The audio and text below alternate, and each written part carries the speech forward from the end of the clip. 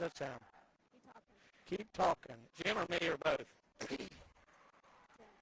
Well, it looks like Eastern's just taking the field, Mark, with a nice crowd of followers, of fans and family and friends. Coach Jackson, he's got his troops started in 2025. He's excited about this year. Actually, I saw him change outfits from his green T-shirt to his white polo, so maybe that's his game tradition.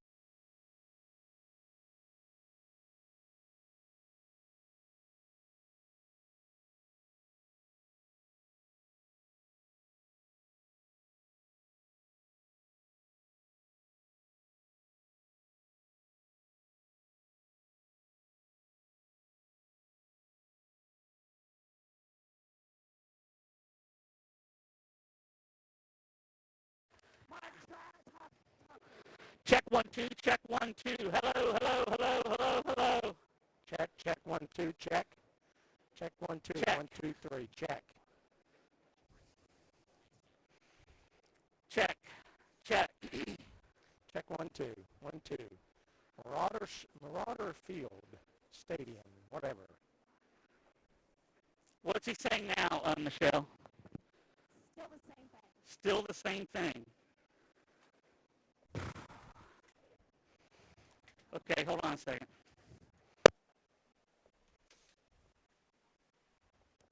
Check. How about now? Check 1 2. Check 1 2. Check. How's that? Check 1 2. Check 1 2. Check 1 2. Check 1 2. Check 1 2. Check 1 2.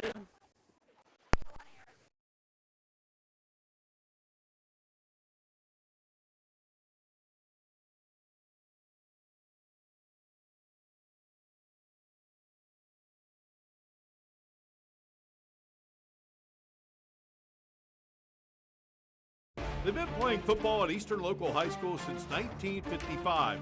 Down the road near Pomeroy, Ohio, Meigs Local Football debuted in 1967. While close in proximity, the two programs have played just twice, but that changes tonight. Meigs Local's beautiful Holzer Field at Farmers Bank Stadium is the venue for this third meeting all time. It's the Eagles of Eastern Local against the Meigs Local Marauders, and we've got this Meigs County Showdown coming your way next on a special Saturday edition of the Go-Mart Friday Night Rivals Game of the Week, presented by Glenville State University.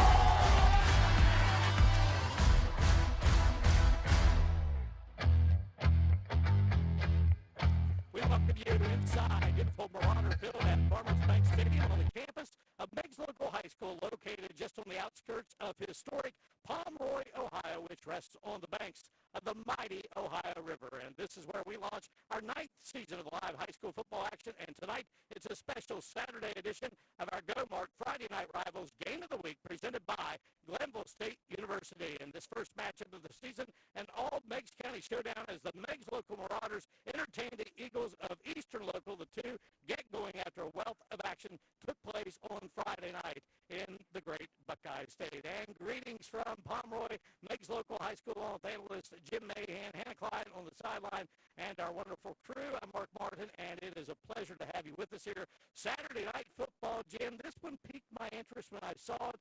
I said, let's go and do a game at this gorgeous venue. And these teams have not played since 2003. I think all of Meigs County is here tonight. They're all certainly here and excited and ready for some really good action. I think that's what we're going to get. All right, two good programs. Meigs coming off a 5-5 season a year ago, and for Jason Jackson and the Eastern Eagles, a third consecutive playoff appearance since he took over the program. All right, let's check out some of the players to watch in this game tonight. And, of course, when you talk about Coach Jackson teams, you talk about what happens up front. And we'll begin with Matt Markham, and he is a returning starter for Coach Jackson's team. Markham has caught the attention of many college recruiters for his outstanding play on the offensive and defensive lines.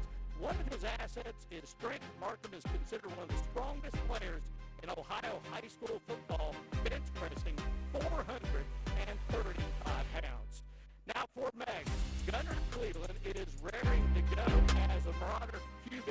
A year ago, he was no sooner out of the gate as a sophomore starter when he suffered an injury in Game 2 and was lost for the season. Cleveland has loads of talent and follows in footsteps of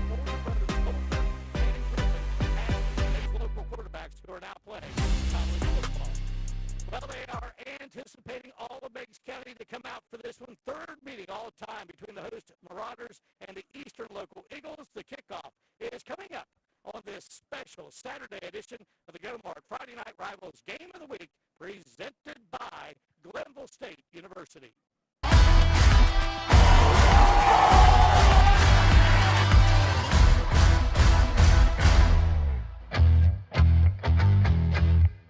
They've been playing football at Eastern Local High School since 1955. Down the road.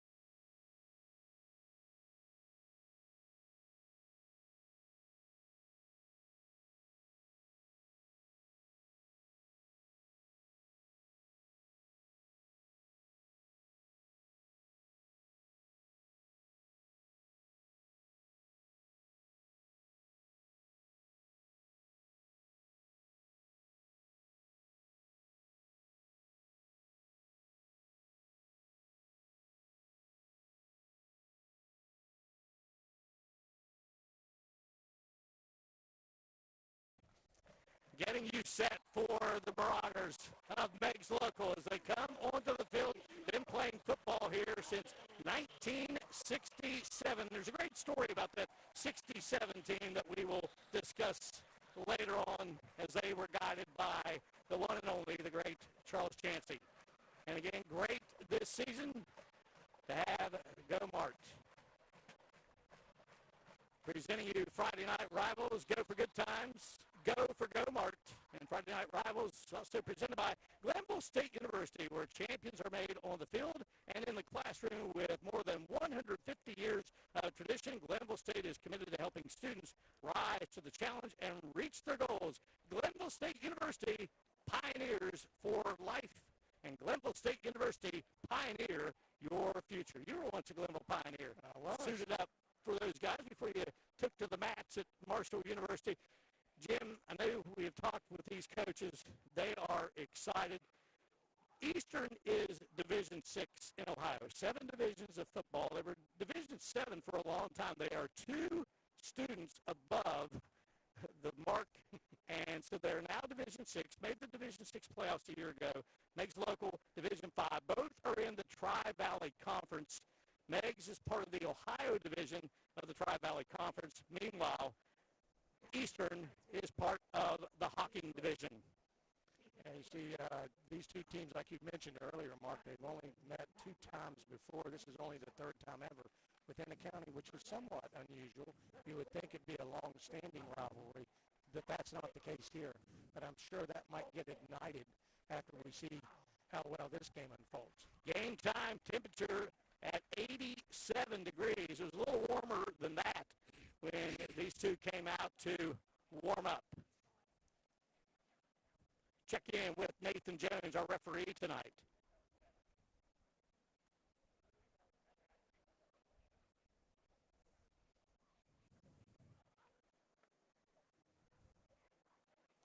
And Meigs captain.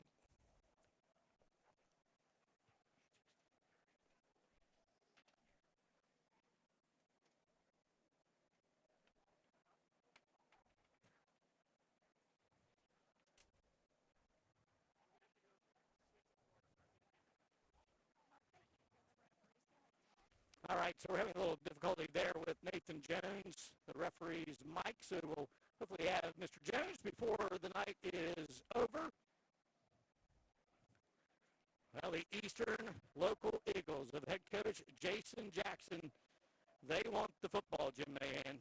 Yeah, they're going to try to dominate early. I got a chance to talk to Coach Jackson earlier this week, and, you know, he talks about how important it is to have a line up front. He was a lineman in school. He was a lineman in college, so he really stresses the up front guys and using their strength and working hard, and that'll be a tall tale to see if the Meigs defense can stand up to that onslaught, especially talking about Matt Markham.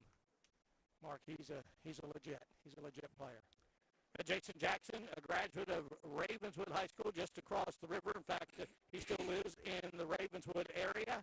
Teaches at Meigs Local High School, as does Nolan Yates. So they see each other every day. Now they're going to have their respective football teams battle it out here tonight on this beautiful turf at Farmers Bank Stadium. Jason, a graduate of Ravenswood, went to Fairmont State. Nolan Yates, the head coach here at Meigs Local in his second season, season number 4 for Jason. And Nolan Yates went to Vinton County High School. He was a Viking, and he played football at Glenville for none other than Rich Rodriguez. Our kickoffs being presented by the West Virginia State Building and Construction Trades, where the future is forged. Beckham Blackston is going to kick it off here and squib it and landing on it. And it's going to be Meigs Locals football, just like that. Griffin Hudson, who is part of a school record 4x2 and 4x1 relay team in track and field, shows off his speed, and the Marauders will have the football first. Yeah, they put a jet out on the edge, Mark, and an excellent job on the kick. I'm not sure whether it was a missed kick or it was intentional, but either way, Meigs setting up shot deep into Eastern's territory to start. Well, and they are excited to see Gunnar Cleveland. Had so many hopes for this young man a year ago. Is a sophomore, injured in game 2, missed the rest of the season.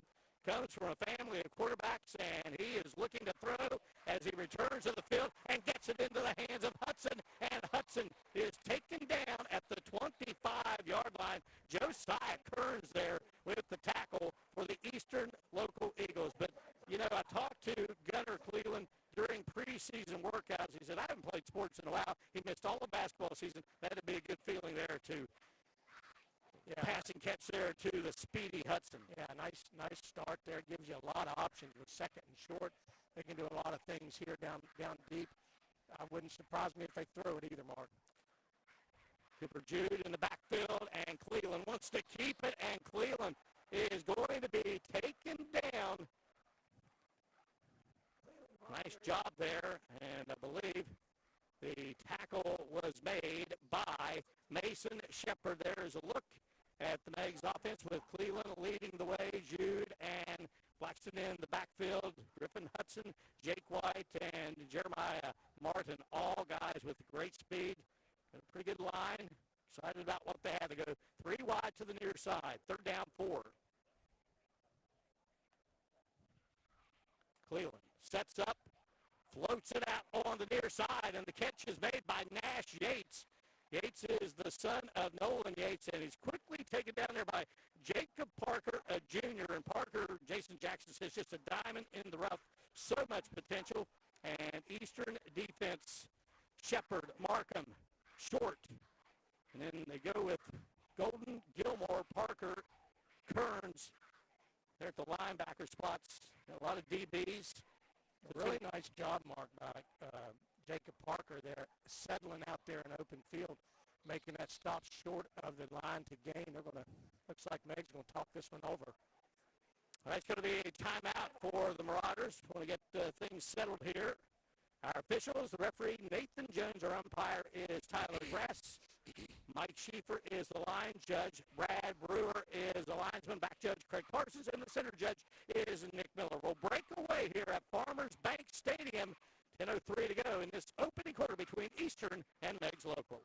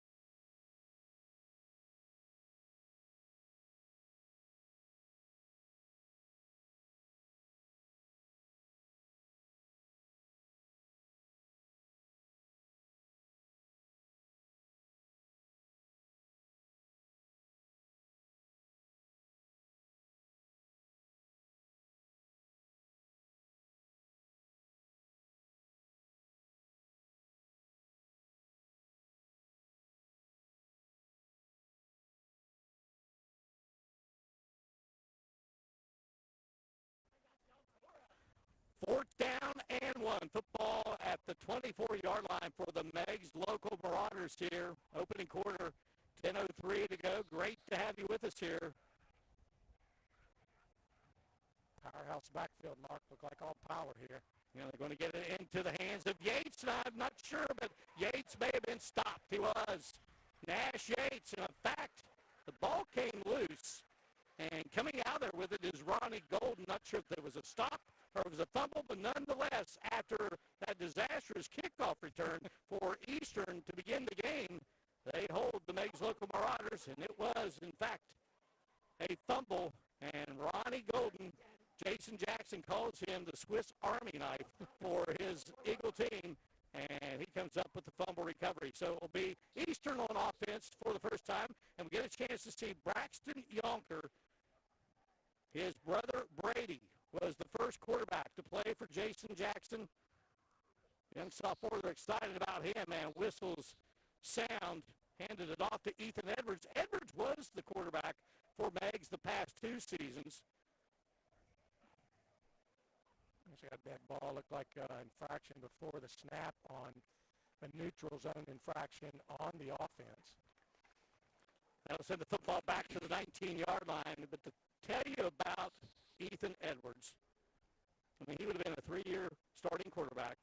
Jason Jackson said, without question, an all-district type pick. They said, Coach, if you want me to move to the backfield, I will, to better the team. And so that's the case. And so young Mr. Yonker gets his first start of his Eagle career, and they gummed up the Eagle offense there. Good job by the Marauders, and there just simply was nowhere to go for sophomore Parker Durst. And big senior Cole Smith there plugging up that middle. He's definitely got some future years playing for him, I believe, Mark. College potential, top of his class. 6'7", 300, a senior. Makes local defensively. They like to run that 3-3 stack. Second down, 14. Football at the 20 for the white-clad Eagles. Handoff, and here's Durston. Finds some running room on the left-hand side. And going to be taken down by Cooper Jude. Outside linebacker, 5'10", 180, a senior. Very aggressive. Third down and 3. Football at the 31. Yeah, really good gainage there. Gives them a lot of different options here on third down, Mark, to try to move the sticks. Coach Jackson talked about trying to not make mistakes. They had that offsides early, set them back, but see if they can move it here. Yonker under center and hands it off and grinding. First down yardage. Nice piece of running there. Just good hard running by Ethan Edwards, and Edwards will get the first down for Meigs Local. Our first downs in this opening quarter being sponsored by Bridge Valley Community and Technical College. Find your path. And Mark, I talked to Coach Jackson earlier this week, and he came to Ethan Edwards and asked him if he would consider moving to running back position. Think about it. And Ethan said, Coach, I don't need to think about it. Here's Durst getting the call, and Durst grinding his way for good yardage. Gets it up to the 46-yard line. This is epitome of what Coach Jackson wants to see, some up-front domination there. Just get a little bit of seam for Durst and Edwards, see if they can break something. So they got some pretty decent speed approaching midfield for the Eagles. Brogan Spencer, left tackle. He's at 201. Landon McCutcheon, the left guard's at 205. Grady Murphy, the center, 223. Matt Markham, 303. And Mason Shepard at 225. Handed off, a little misdirection, and Ronnie Golden will have that Bridge Valley first down for Eastern as the Eagles move into Meigs Local territory. And no secret here, Eastern's going to try to play control ball, take care of the clock, try to grind it down. Now we have an official timeout.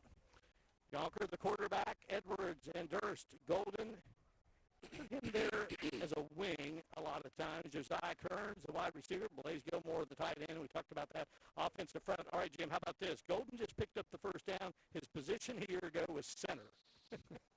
He can play any of the line positions.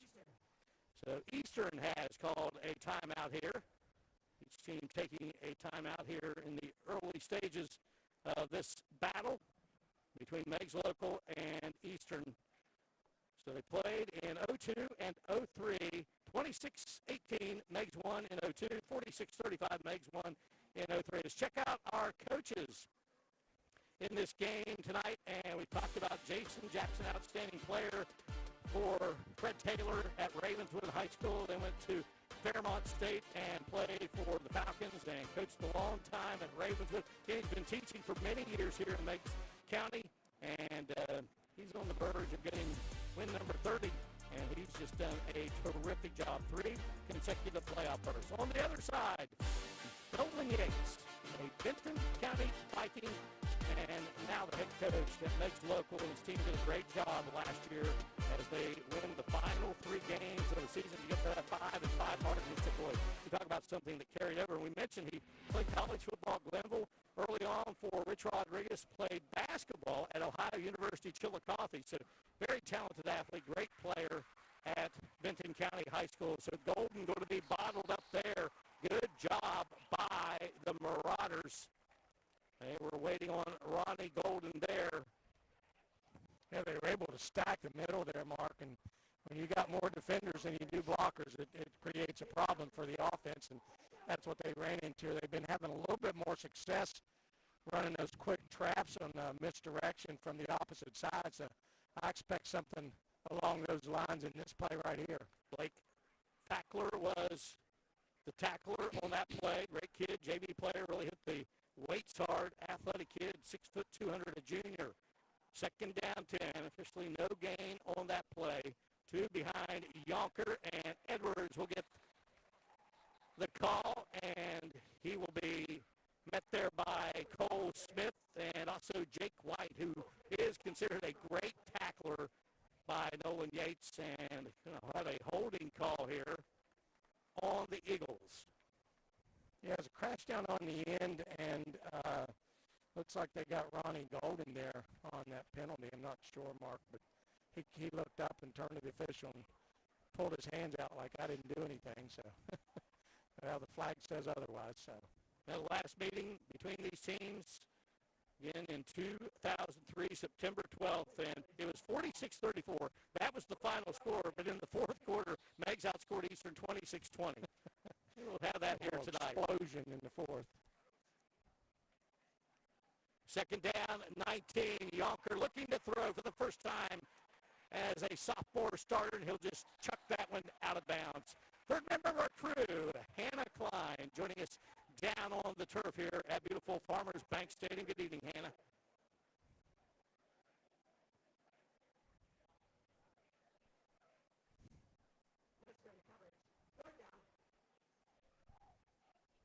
All right, we'll try to check back in with Hannah.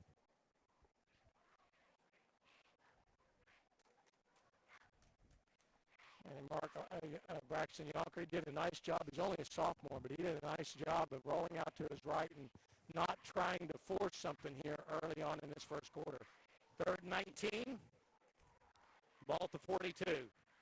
Yonker sets up, delivers, and the catch is made. How about that? A year ago, you were handling the football as a center, and now you gather in the pass. It's Golden there at the 49-yard line. So both quarterbacks in this game had brothers who started at the position for the respective programs. Yeah, Golden, it's almost like a lineman dream come true, Mark. They get the ball. They never get it. If he's a center, he is snapping it back to the quarterback. You know, Ethan Edwards does so much for Jason Jackson's crew. He is the punter. Ronnie Golden is the long snapper.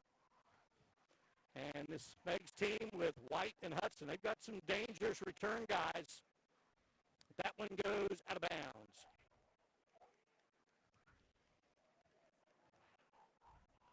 So Meigs will take over offensively here for a a second time with 6:09 remaining in this opening quarter of play. Gunner Cleveland for a second time here. 24-yard punt by Edwards. So Gunner Cleveland, his oldest brother, Coulter Cleveland, is the all-time passing leader, holds all the records here at Meigs Local High School. He is a starting quarterback at Davidson near Charlotte and has battled some injuries, but has had a nice college career. And then Griffin Cleveland was the starting quarterback here, and he's now playing at Marietta College on the defensive side. So quite the family. 3 boys, and they've all quarterbacked the Marauders. And here's Gunner, hoping that he can stay injury-free this season. High hopes for this young man. Nice little head fake and tosses it right into the hands of Isaiah Arms. He caught it with his hands. Arms makes the big catch. 6 foot 175, a senior. He's been banged up a little bit in the preseason, but makes the terrific grab there, and it's a Bridge Valley first down for the Marauders. A really nice double move there by Arms to free the guy. The defender kind of bit on the ball fake and put him wide open down that left side for a big gain for Meigs. 36-yard pickup. Well, he had the time. Cleveland looking to throw again. He can run, and that's exactly what he's going to do, and he'll get out of bounds. Chased out over on the far side by Josiah Kearns. A nice little pickup there for Cleveland, showing off his wheels. Yeah, smart move from him. Yeah, they did a good job of covering it in the secondary. Eastern did, so he just tucked it and went, got what he could. He's getting 4 yards out of that. I'm sure Meigs would take that all day long. No doubt. When Yates says Cleveland loves everything about being a quarterback, and he said he loves the whiteboard. Just get in there and study what you got to do. A future coach in the making, I'm sure, Mark. The 2 good young quarterbacks in this game. Toss it there, and a nice piece of running for Meigs Local. Jude got the toss from Gunner Cleveland, and Cooper Jude, a backup last year, and he's made some nice runs in the preseason. Yeah, part of that was created by that strong side blitz there from Jacob Parker. He came in, and they just kind of used the angle on him to get by and create that seam to get that extra yard. Meigs 0 for 1, third down opportunities. Fired out here to White. He'll make the catch, and then he will be taken down by Kearns. Yeah, excellent open field tackle. He's had several early on in this game, Mark. I mean, you're talking about that's really difficult to do, to come off the block and then go get the man and keep him from getting the first down.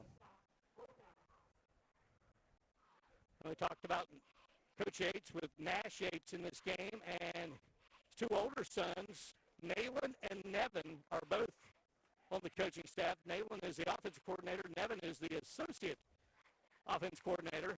Meigs 0 for 1, fourth down opportunities, which they faced the first time they had the football. A different set than they had the last time. They did power the last time. Well, they fake it to Jude, and it's going to be Cleveland. And Cleveland, looks like he lunged forward enough to move the sticks, Mark. Produces the Bridge Valley first down.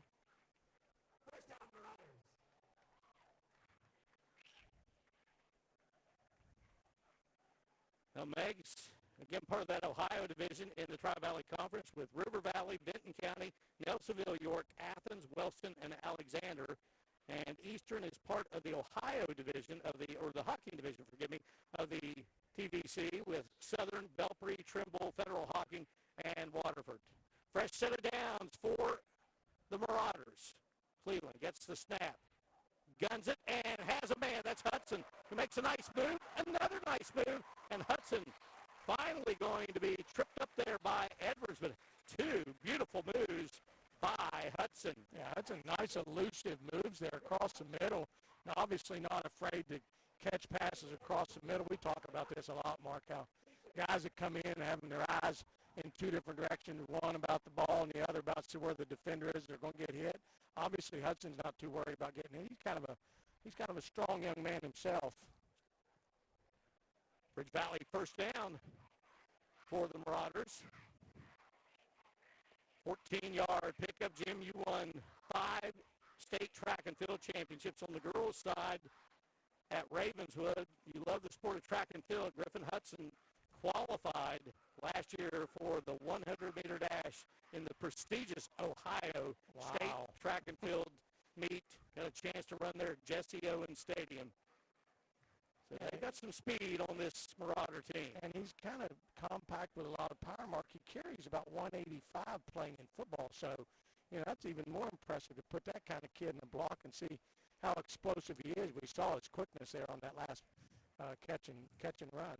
Meigs Local is 1-0 in Friday night rival games. As we have this one for you on a Saturday, defeated Alexander on October 31st, 2019, Halloween night, by a final of 30-7.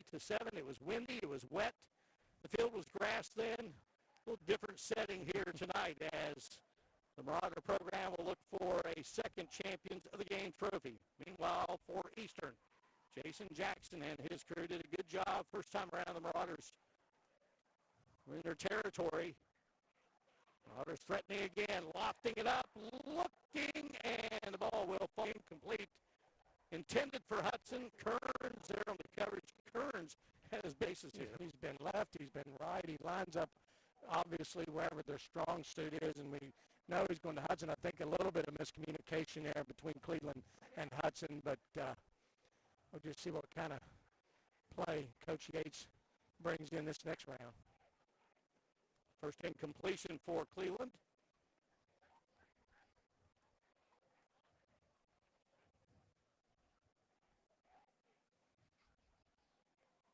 Awaits the snap from center Grayson Powell.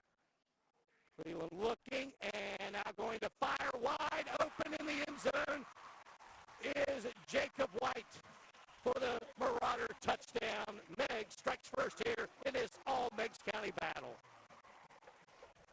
Yeah, a really nice job there by White settling there into the open area and Cleveland finding him and waiting. Eastern bid on the run because he had ran earlier and got about 5 or 6 yards out on the edge. So they kind of bid up on that, and White just kind of settled there in the middle of the end zone, and Cleveland was able to find him. Cleveland, the holder, and Blackston is the kicker. Kick is up, and the kick is good. First meeting since 2003, and the Meigs Local Marauders have struck first here against Eastern Local with 3:51 to go here in this opening quarter. Nice drive by the Marauders. Yeah, did a nice job. Penalty-free that round. Obviously marching it down, using a lot of mix between run and pass. But the really big one was the pass, about 40-yard pass there.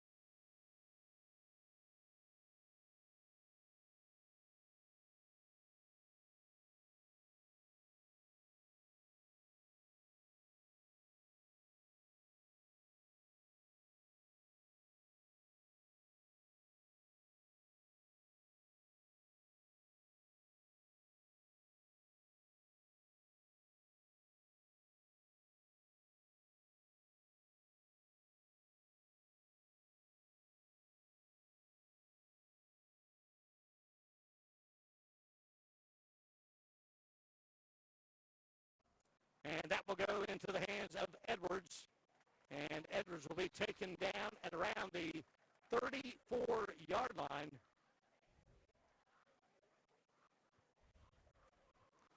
Pretty good field position to start for the Eagles. They ran the ball down, got some good, couple of good first downs off the ground, was able to kind of grind it out, but had a penalty that really cost them, set them back, and then they weren't able to convert on the third down.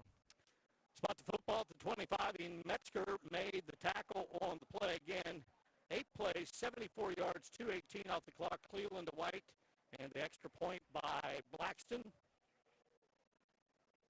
And our scoring season being presented by the West Virginia Governor's Highway Safety Program. Just like every play counts on the field, every decision counts behind the wheel. Put the phone down and keep your eyes on the road. Don't drive distracted. Put it down. Save a life. Second down, 4 for the Eagles, picking up 6 on that opening play here.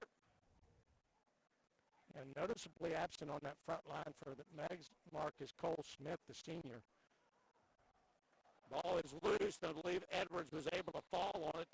White was there on the tackle. Well, one thing Nolan Yates does.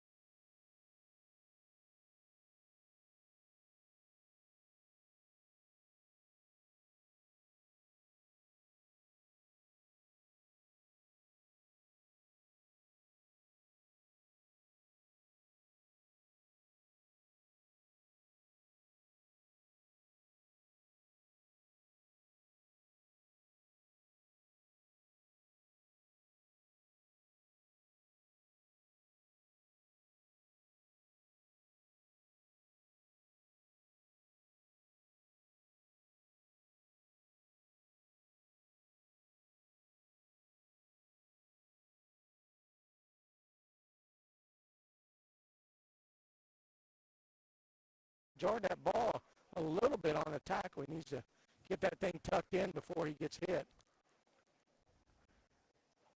12-yard pickup. Braden Goebel, 6'2", 185, sophomore, weak side linebacker, made the stop. He started the last half of the season in 2024 for the Marauders. His brother Clay playing at Rio Grande as Rio Grande brings football back to life. Here's Edwards with a nice chunk of real estate. Going to the 36-yard line. Jude made the tackle for the Marauders. Yeah, Edwards just about one short leap from bouncing that to the outside and heading to the house. He's got the speed to do it. Gain 9 will bring up second down and 1.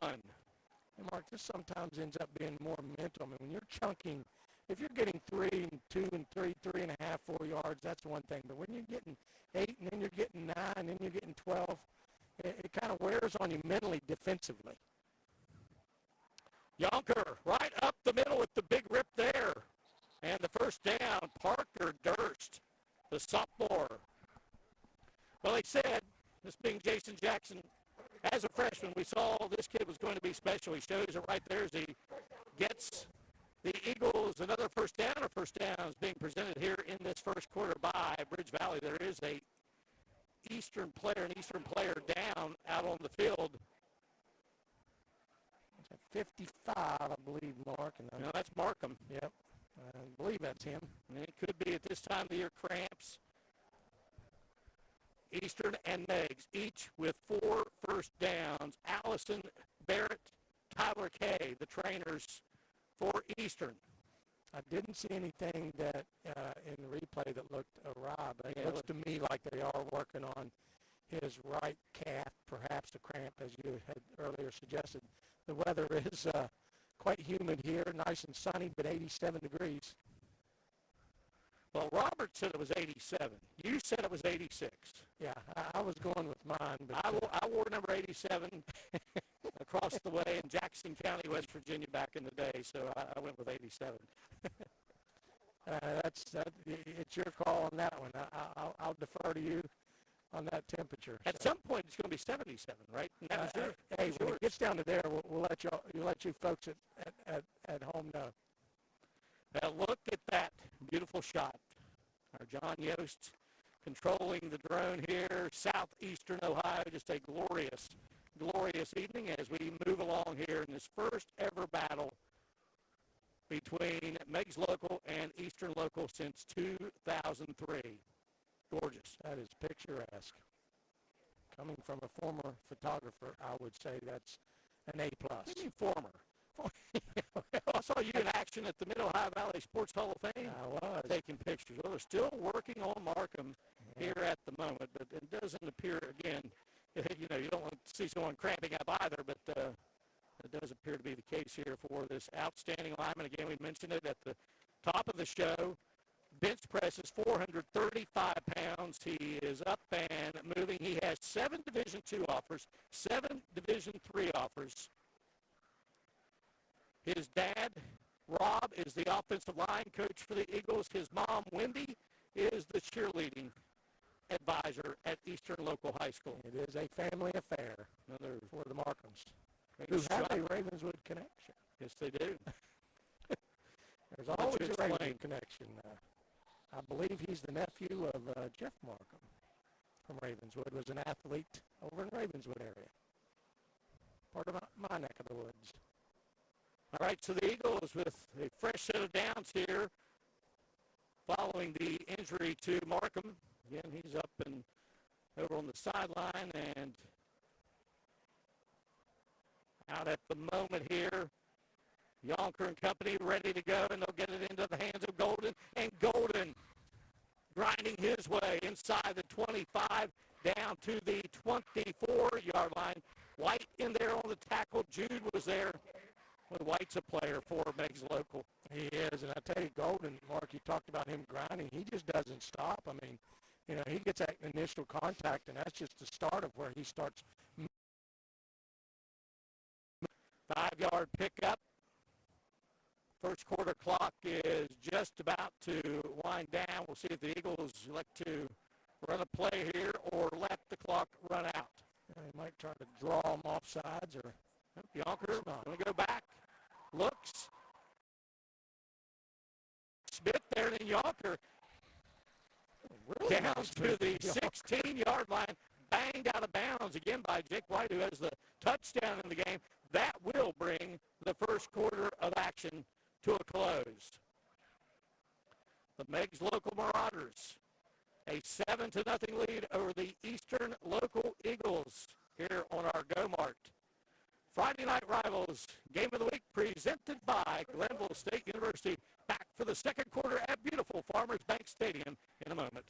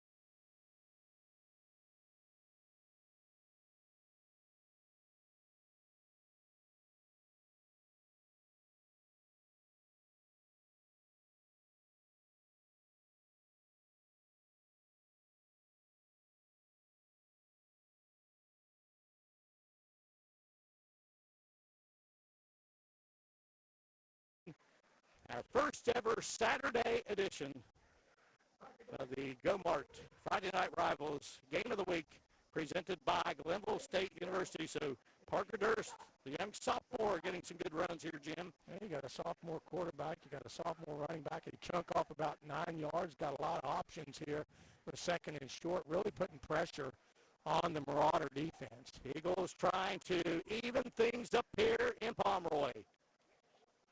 Yonker will hand it straight ahead, and this time they were awaiting the handoff of Durstan. The tackle made by David Young, 5'11", 220, a junior, very quick. Started on the defensive line last year as a sophomore in what was Nolan Yates' first season at the helm, but it was a pretty quick stop. It is a first down for the Eagles. Yeah, showing some of that off-season weight room training. He was hit initially at the line, was still able to keep those legs churning and be able to move the sticks to set up first and goal from just outside the 6-yard line. Eastern with 6 first downs, Meigs with 4. Our first downs here in this second quarter being presented by the Clay Center, where science and art come alive, and Meigs' defense coming alive there. Yeah, a little bit of a miscue there on the communication. The ball was juggled. That could have been disastrous for the Eagles, but luckily for them, they were able to hang on to it. I'm sure they'd take a loss over losing the ball this deep into Meigs territory. We'll bring up second down and 9 now.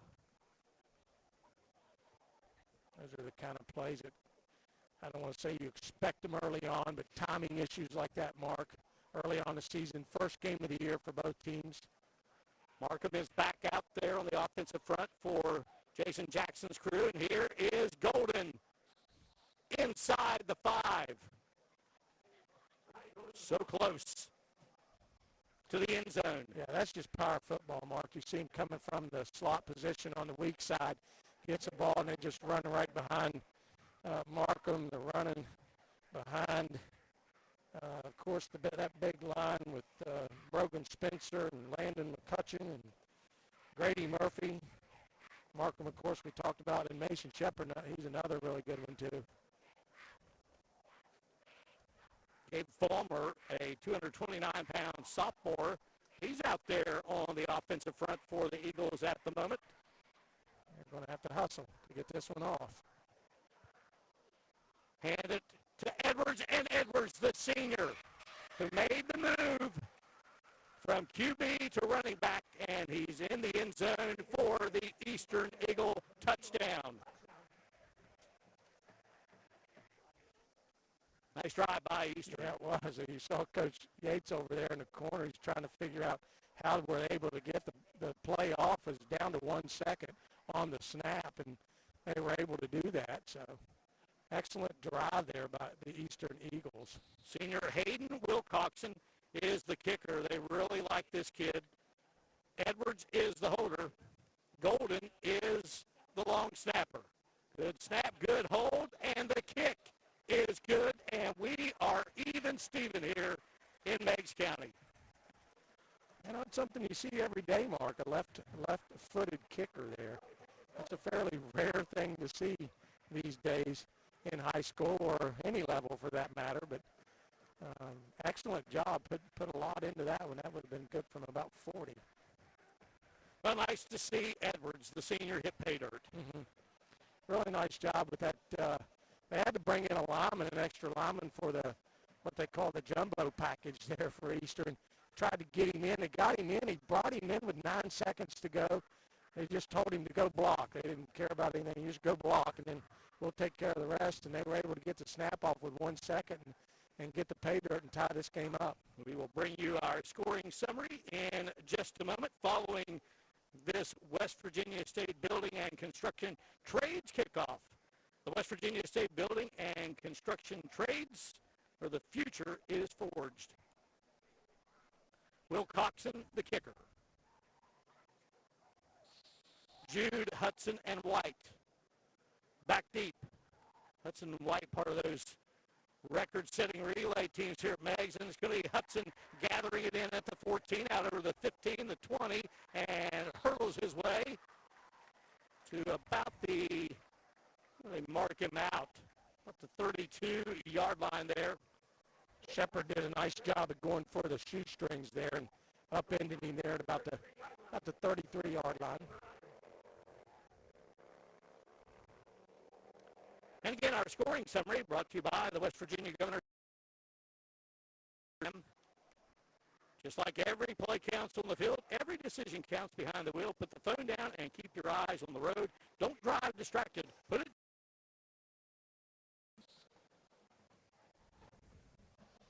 Back to work go the Marauders now as we are tied up here at 7-all with 9:02 to go in this second quarter of play. Gunnar Cleveland, he's looked sharp, floats it out, and it's Jude. Jude across the 40, and Jude to the 45-yard line. Hey, Jude, how about that run? Yeah, he Beetlejuiced his way around that one, so... Yeah, Jacob Parker kind of took a little bit of a bad angle on that when the junior did. He kind of got out there a little bit ahead of himself and didn't kind of underestimated his speed. 12-yard pickup. That scoring summary, 12 plays, 65 yards, 6:44 off the clock. Ethan Edwards taking it in for the Eastern Eagles. It's a Clay Center first down, fresh set of downs, and here's Jude again. Jude with a big rip band. Well, he meets Edwards head on, but not before. He takes the football to the 35-yard line. That one's coming back, Mark. I saw that one on the edge. There was a hold on Meigs, so they'll be bringing that one back.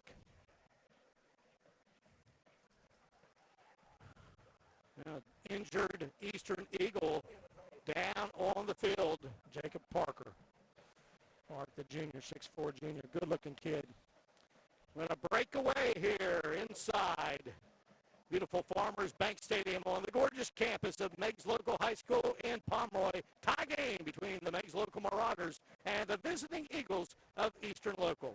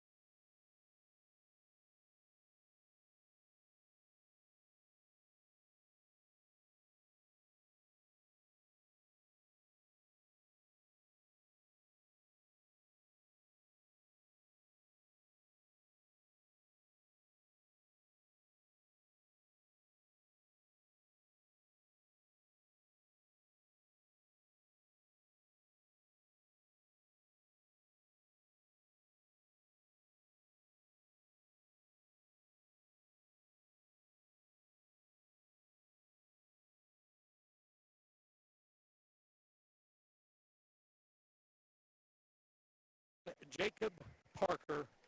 Jason Jackson said this kid, a diamond in the rough, 300-pound bencher, a high motor, and again, just a cramping situation.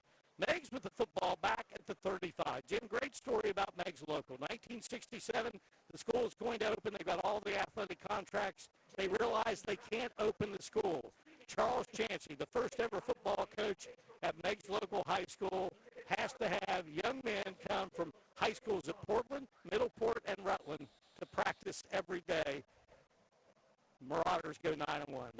Unbelievable. What a story. Yeah, that is. The Chancey family, so much to this school. Mike Chancey, now the principal and a former head coach. Of course, we're going to have a great interview segment during our Huntington Mall halftime report with Mike Chancey. Hannah Klein visited with him earlier this week. Mike, one of the all-time great Marauders. They had 3 consecutive quarterbacks that went Division I. Bob Ashley, Mike Chancey, and then Mike Bartram. Mike Bartram, of course, moved on to the National Football League. Pretty successful. And was a head coach here at Meigs. So penalty on the Eagles.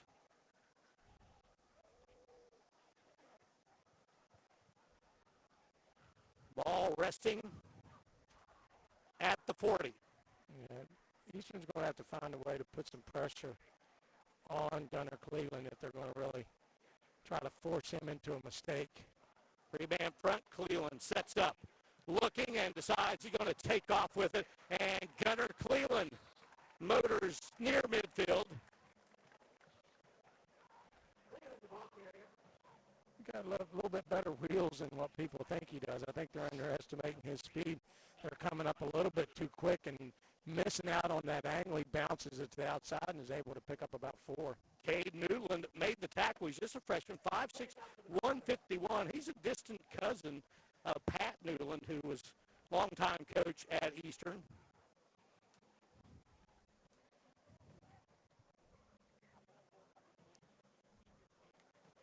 Pat was the head coach prior to Jason Jackson taking over the program. Cleveland flicks it out into the hands of Hudson. Coming up for the initial contact was Clay Moore. They just simply call him TNT. Not that big, great worker. He's 5'9", 135. 3rd and 5. Football at the 50. 3 receivers on the near side. Meigs is 0 for 2.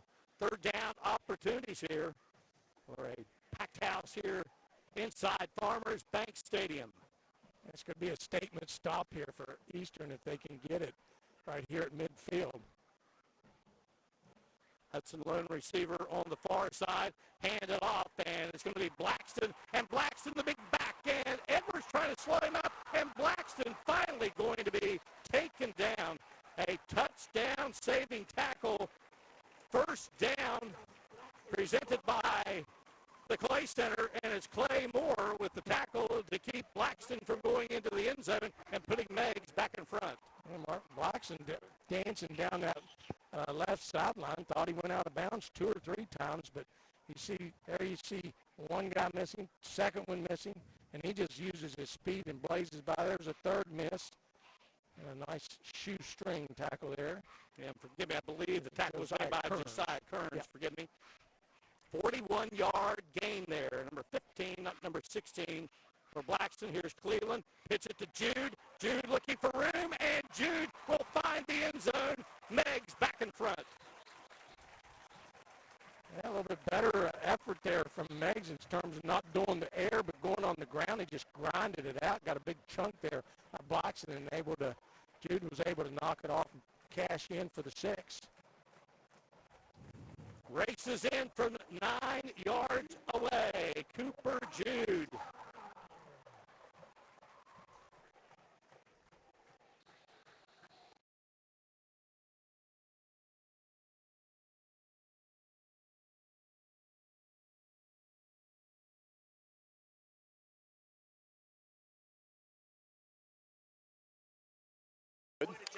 So no good. So a 6:13 to go.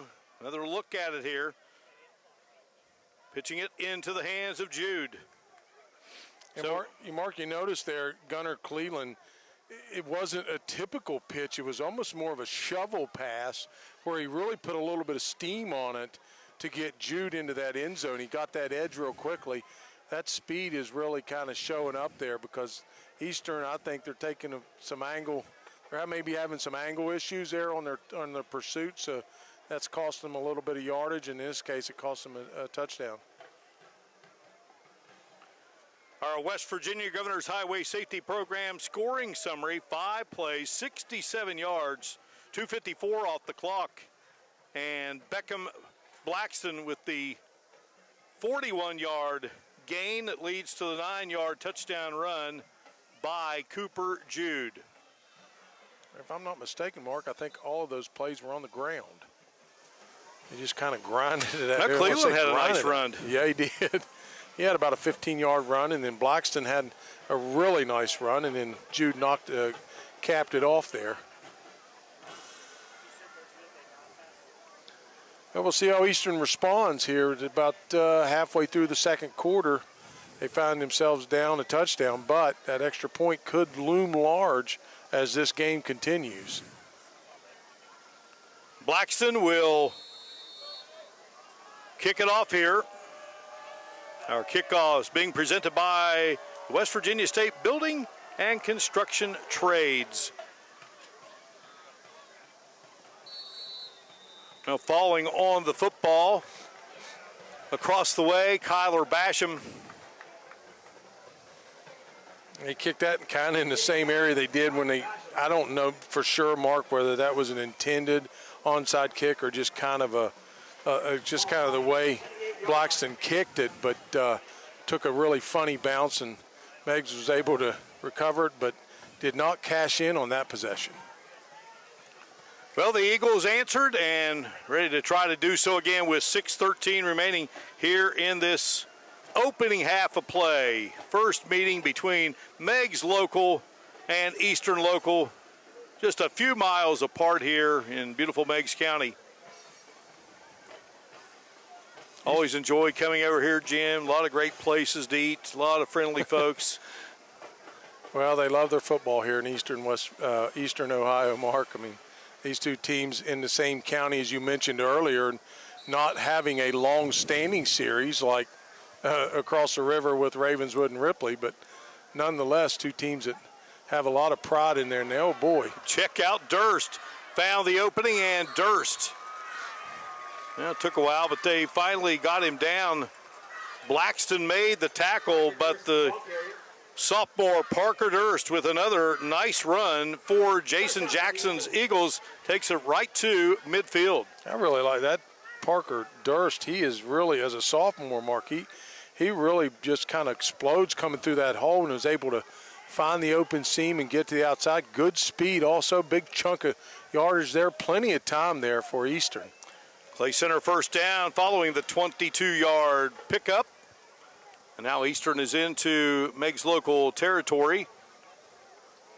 And we mentioned earlier, Mark, Eastern burned all of their timeouts in the first quarter, so they have 0 timeouts left as they try to finish out this drive. I think Coach Jackson would want to script it to where they're going into the end zone with just a few ticks left on the clock, not to give the ball back to Meigs for them to try something in the waning moments of the second quarter. Edwards tackled there by Nash Yates. And Coach Nolan Yates' son here is Golden, and Golden takes it to the 40-yard line. Cole Smith makes the stop for the Marauders, going to be close to a first down. Yeah. My vantage point, I believe. Let's see. I think he got it, Mark. Yeah, he did. So another Clay Center first down. The Clay Center, where science and art come alive. Great to have those folks with us here on our Go-Mart Friday Night Rivals. Game of the week presented by Glenville State University. Durst has 8 carries, 57 yards. Edwards 7 attempts, 32 yards, and the lone Eagle touchdown. Eagles on the move, and here is Edwards pounding his way to the 29-yard line. And Mark, we saw this the last possession with Eastern Local, just getting chunk after yard. Looks like Ethan Edwards came up a little bit gimpy there. Mark, I don't know whether it's a hand or an ankle, but he might be coming out of the game. Bryce Butcher, 5'9", 165-pound junior. Started 4 games last season. Demetrius Tackett, 6', 175, a senior, a track standout. They made the tackle. Yeah, there's big chunk yardage there for the Eastern Local. I mean, plenty of time on the clock. I'm sure Coach Jackson will be deliberate in his methodology of calling here as we close in on the end of the second quarter. 11-yard pickup brings us another Clay Center first down. Give it again to Edwards. Yates made the stop. Well, Yates played last season at Vinton County. Nolan Yates, who's a Vinton County native, lives in MacArthur and still just makes that trek every day. And so his son really wanted to come and play for his dad in the senior year. He says it's really special to have him here. So he traded in the maroon of Vinton County for the maroon here of Meigs Local High School. Gain of 3 on the play.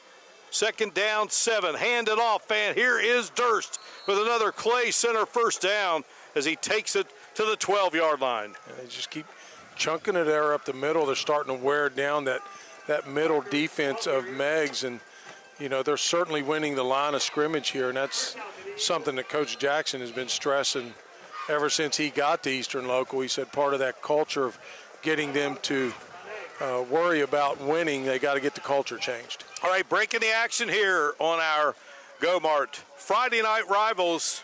Game of the week presented by Glenville State University, a special Saturday edition from beautiful Meigs County. Back in a moment.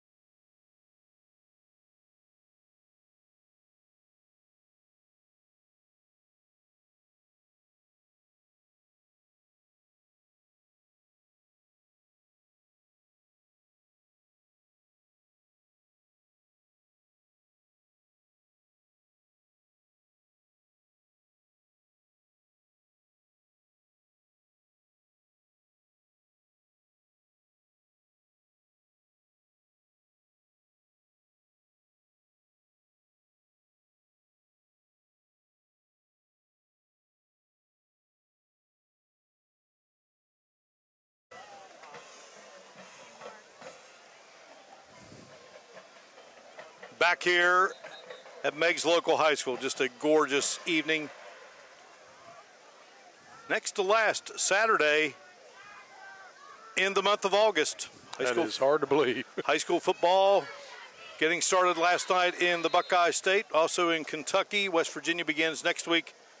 Parker Durst, 9 carries, 66 yards, 22-yard pickup there a moment ago. Eastern with 10 first downs. Meigs Local with 6. Meigs leading it here 13-7. Ball at the 17-yard line. Give it to Ronnie Golden, and Golden up into there by Jake White. Also in on the play for the Marauders was Beckham Blackston. Golden didn't think he was down, Mark. He kind of somersaulted over and headed forward toward the goal line, but the official on the side there made the motion that his elbow had hit the turf. Nathan Jones, our referee, our umpire Tyler Gross, Mike Schieffer, the line judge, the linesman Brad Brewer, Craig Parsons, the back judge Nick Miller, the center judge. These guys worked at Upper Arlington High School Friday night to begin the high school football season in the Buckeye State. So already got a game under their belt. 2nd and 9, Durst looking for running room. A flag comes out. Durst was taken down there by Braden Goebel. There is Mr. Nathan Jones.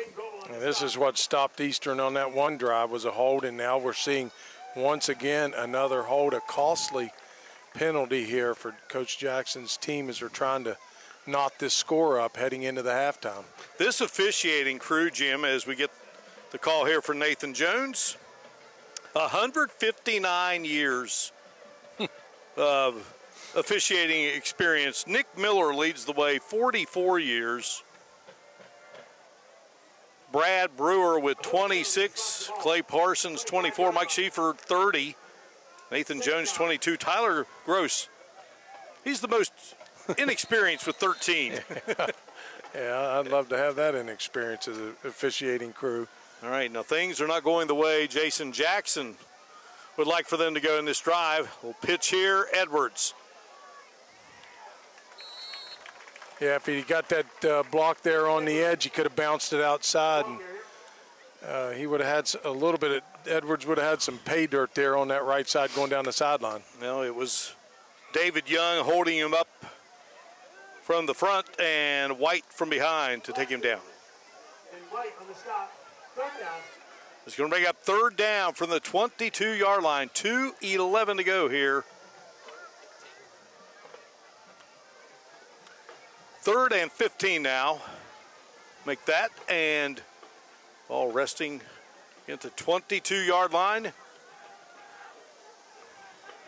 Eastern is 3 of 4 3rd down opportunities. Another flag comes out. Durst going to be held up there. Bryce Butcher coming up to make the stop, the 5'9", 165-pound junior. I don't think Eastern was set And this whole series has just been one mistake after another. They don't have any turnovers. Neither team, well, if you count the fumble on the fourth down early on the first possession from Meigs. Short of that, there has been no turnovers in the game, but illegal motion against Eastern, and that's declined.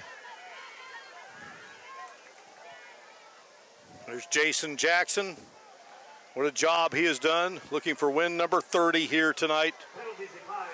I think it's safe to say you're not going to find anyone more passionate about the game of football than that guy right there, No, Jason Jackson. You will not. You will. I can attest to that. I've coached with him. I actually coached him in high school. Yes, I'm a relic. Yonker looking to throw, fires, and right into the hands of a Marauder, and the interception made by Metzger. Yeah, we got a flag down there at around the 9-yard line mark. I want to see what that is. In Metzger picking it off at around the 2, and a big stop there for the Marauder prevent unit.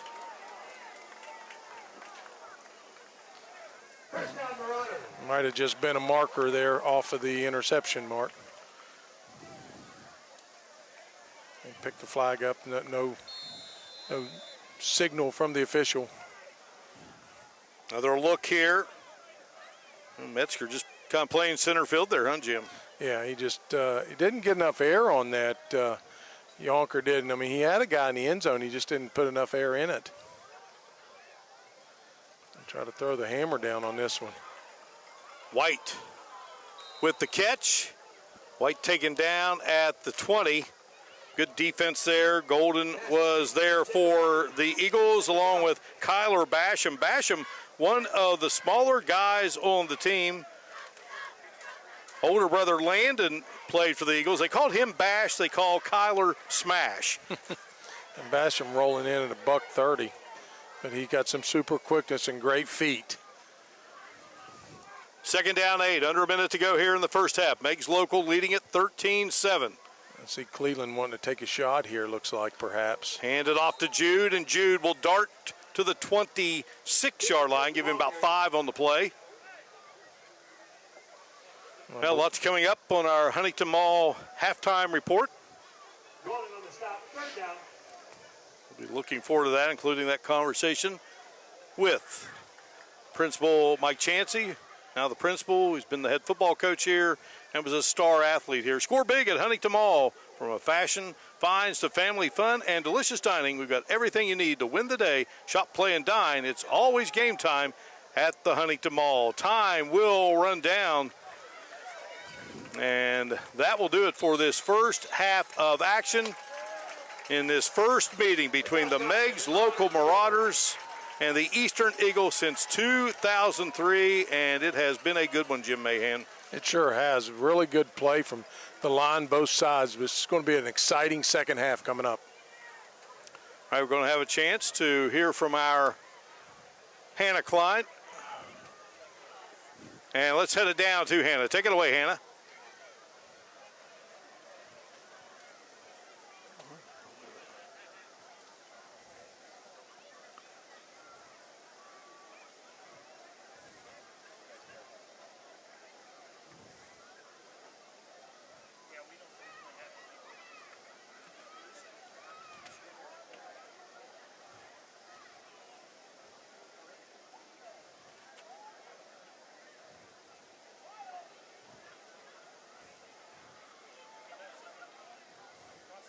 To do a better job and get them organized and get it communicated to them correct.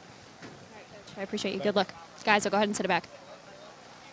All right, thank you so much, Hannah, and many Mark, thanks to Jason Jackson, the head coach of the Eastern Eagles, for joining us there at halftime. I don't consider myself a reading lips man, but I do know that I heard Coach Jackson, I read his lips saying, that was my fault. I don't know whether he's referring to a particular play or a call or whatever, but, that's his mantra, to take the responsibility, not put it on his kids. He knows, what he needs to do to keep that playoff machine moving forward. All right, We are at halftime here, beautiful Farmers Bank Stadium. It's Meigs 13, Eastern Local 7. Our halftime coverage and our Huntington Mall halftime report coming up here on this special Saturday edition of our Go-Mart Friday Night Rivals Game of the Week, presented by Glenville State University.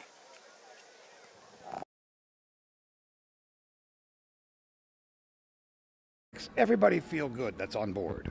Absolutely. We love helping out with Friday Night Rivals because with high school football, it's such an exciting time for our community, and that's our shoppers. Families, players, coaches, the whole group. The whole group. And they can come to the mall and get it Right. all. You guys are starting up your calendar year, and things are happening. School starts all the way through the holidays. Oh, yeah. We just finished up with our back-to-school events, and now we're gearing up for fall. You know, and when October gets here, we've got so many different things happening in October, clear up to the end to our big trick-or-treat that we do here at the mall. And then guess what? Santa arrives. Jing, jing, jingle. And have breakfast with him and all the things that And go then it's along. just a whirlwind of fun holiday stuff. Bring the family here to Yes. take photographs, to make memories. Yes. Breakfast with Santa down the road. Yep. We had, last year we did Breakfast with Santa with Dave and Buster's. They may be bringing that back again this year. And we just do like pet photos with Santa. I mean, we keep Santa busy. We've got Santa doing all kinds of different things. Before you know it, football season is going to be, 13 weeks, and you guys are helping out so much. Mm-hmm. It's going to be over, and then they can come and see you, and they can come and see you during the season as well. Absolutely. Come, shop, dine, play. I mean, that's what we do here. Thank you so much for helping us. It's part of our community. You help us, you help them, and you help the people that come visit the mall. Absolutely. Come shop. With Margie Valdez, let's go play ball. Let's go.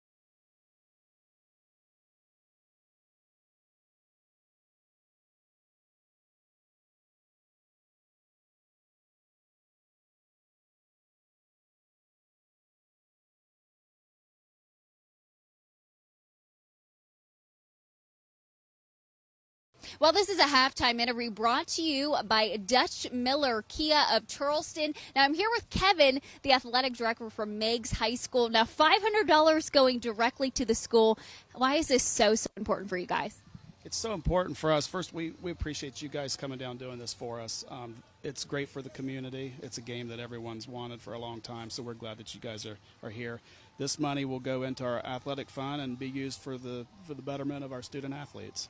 Does it feel like it's already week one? No. It seems like an extension from last year. Everyone's been geared up for tonight, so we're excited. And it's so awesome to see all of these fans come back into the stadium. These players are definitely ready. Oh, yes. Yes, both sides. We opened the gate at 5, and there was people here at 4. So there's a lot of anticipation for this one. All right, Kevin, I appreciate you. And again, this is a halftime interview brought to you by Kia Dutch Miller. All right, thank you so much, Hannah. And let's check out these first half stats, Jim. Eastern 10 first downs, 6 for the Marauders. Rushing yards, 160 to 73, 89 passing. And we are underway here with this second half of action. And our halftime stats being presented by Go-Mart. Go for good times. Go for Go-Mart. And that was great there to see Hannah with the great folks here at Meigs Local High School. Kevin Musser was a great athlete here at Meigs back in the day. Here are those stats again. Time of possession, 15:25 to 8:35. So again, much success on the ground for Eastern, and Meigs Local has had great success through the air, but total yards nearly dead even. Yeah, I'm sure Coach Jackson's happy with the ground game, but those couple costly holding penalties kind of stifled a couple of his drives there in that first half. Cleveland ready to go to work. Fires, looking for Hudson, and the ball will fall incomplete. And it'll be second down. As Meigs Local receives the West Virginia State Building and Construction Trades kickoff, where the future is forged. Yes, Hudson, what an athlete that young man is. Yeah, some good coverage there by Clay Moore, the junior, 5'9", 135, was able to get back there. Kind of somewhat of a dangerous pass there by Gunnar Cleveland. Kind of floated it out there. Had a wide open space over there. Cleveland guns it out, and it goes off the hands of Hudson, and it's going to bring up third down. Yeah, good close there by Parker Durst. Probably heard some footsteps there on that, making a third down and long for Meigs. Eastern trying to assert themselves here as they start this third quarter. Looked like nothing more than a 3 and out for the Marauders to get control of the ball and try to see if they can grind out that effective running game they had in the first half. Get a look there at Parker Durst. He's been impressive on the offensive side of the ball. Cleveland gets the snap. Shoots it across the middle, and here's Hudson. He makes the catch, avoids one tackler, and Hudson still on his feet. Midfield, 40, 30, 20. Griffin Hudson, touchdown, Marauders. Wow, that was totally unexpected. Just a little seam route across the middle. Boy, did Hudson make something out of that one. They caught it in a high traffic area and then just got away from the defense. And Hudson takes it in. Cleveland with the touchdown pass. And the Marauders want to go for 2 here to make it a 21-7 game, and a flag will come out.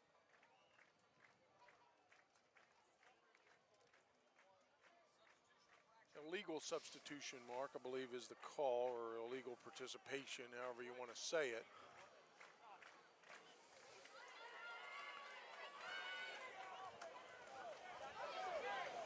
They might want to change their mind on this. No, actually, I think Gunner will come out, and they're just still going to try for the 2-point conversion.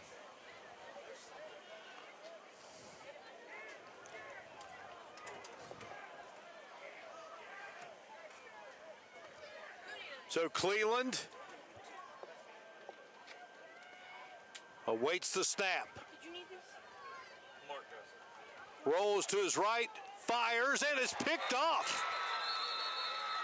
A nice defensive play there by Eastern on the defensive end in the end zone as Josiah Kearns comes up with the interception. Yeah. Another look here at the touchdown. Yeah, Griffin Hudson, here's one hit. We're going to count them. There's a second, kind of an arm. Third, fourth hit. He bounces outside off of all of those, uses his speed, dances down that right sideline, finds himself into the end zone. Great effort there by the junior wideout to stretch the lead for the Marauders. See what kind of response we can get from Coach Jackson's team as Eastern's finding themselves down a couple possessions here early on in the third quarter.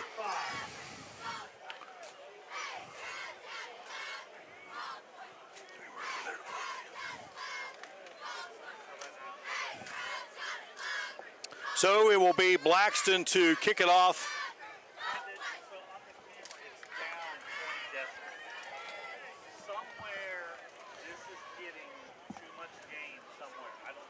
Our West Virginia State Building and Construction Trades kickoff where the future is forged.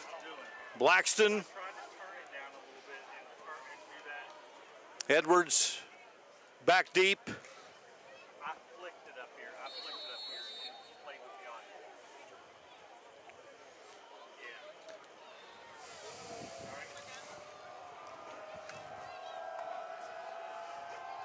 Edwards and Durst awaiting the kickoff. This one will be short. Gathering it in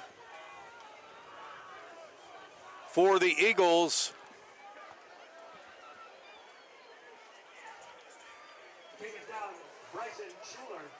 It was Bryson Schuler making the grab. First and 10 for the Eagles. Ball spot is the 31-yard line.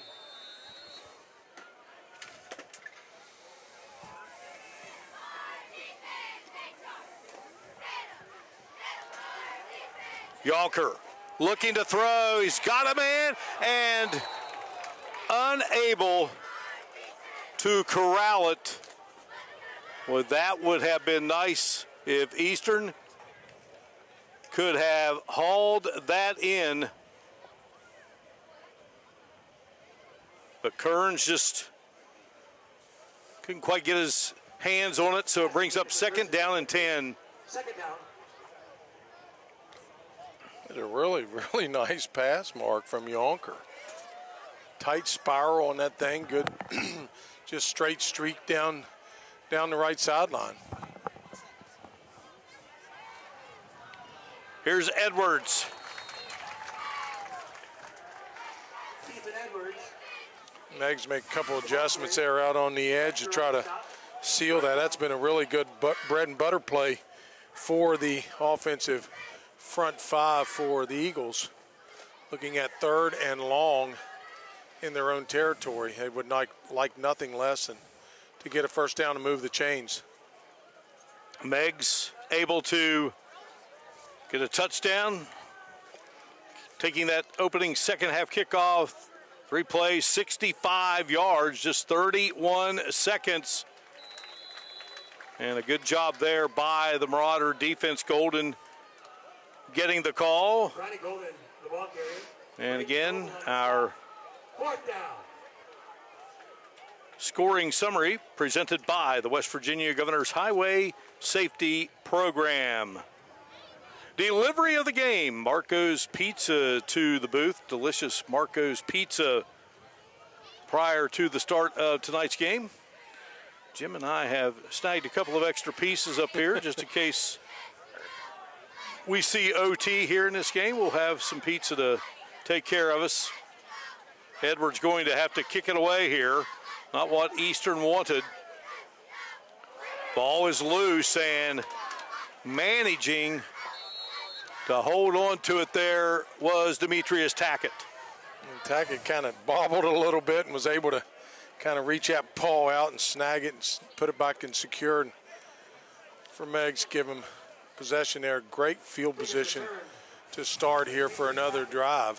Again, Tackett, the guy that was on those relay teams that set school records, 4x2, 4x1. First and 10. Be a good opportunity here, Cleveland, to try to go deep here. He's got slot right, slot left with a single set back.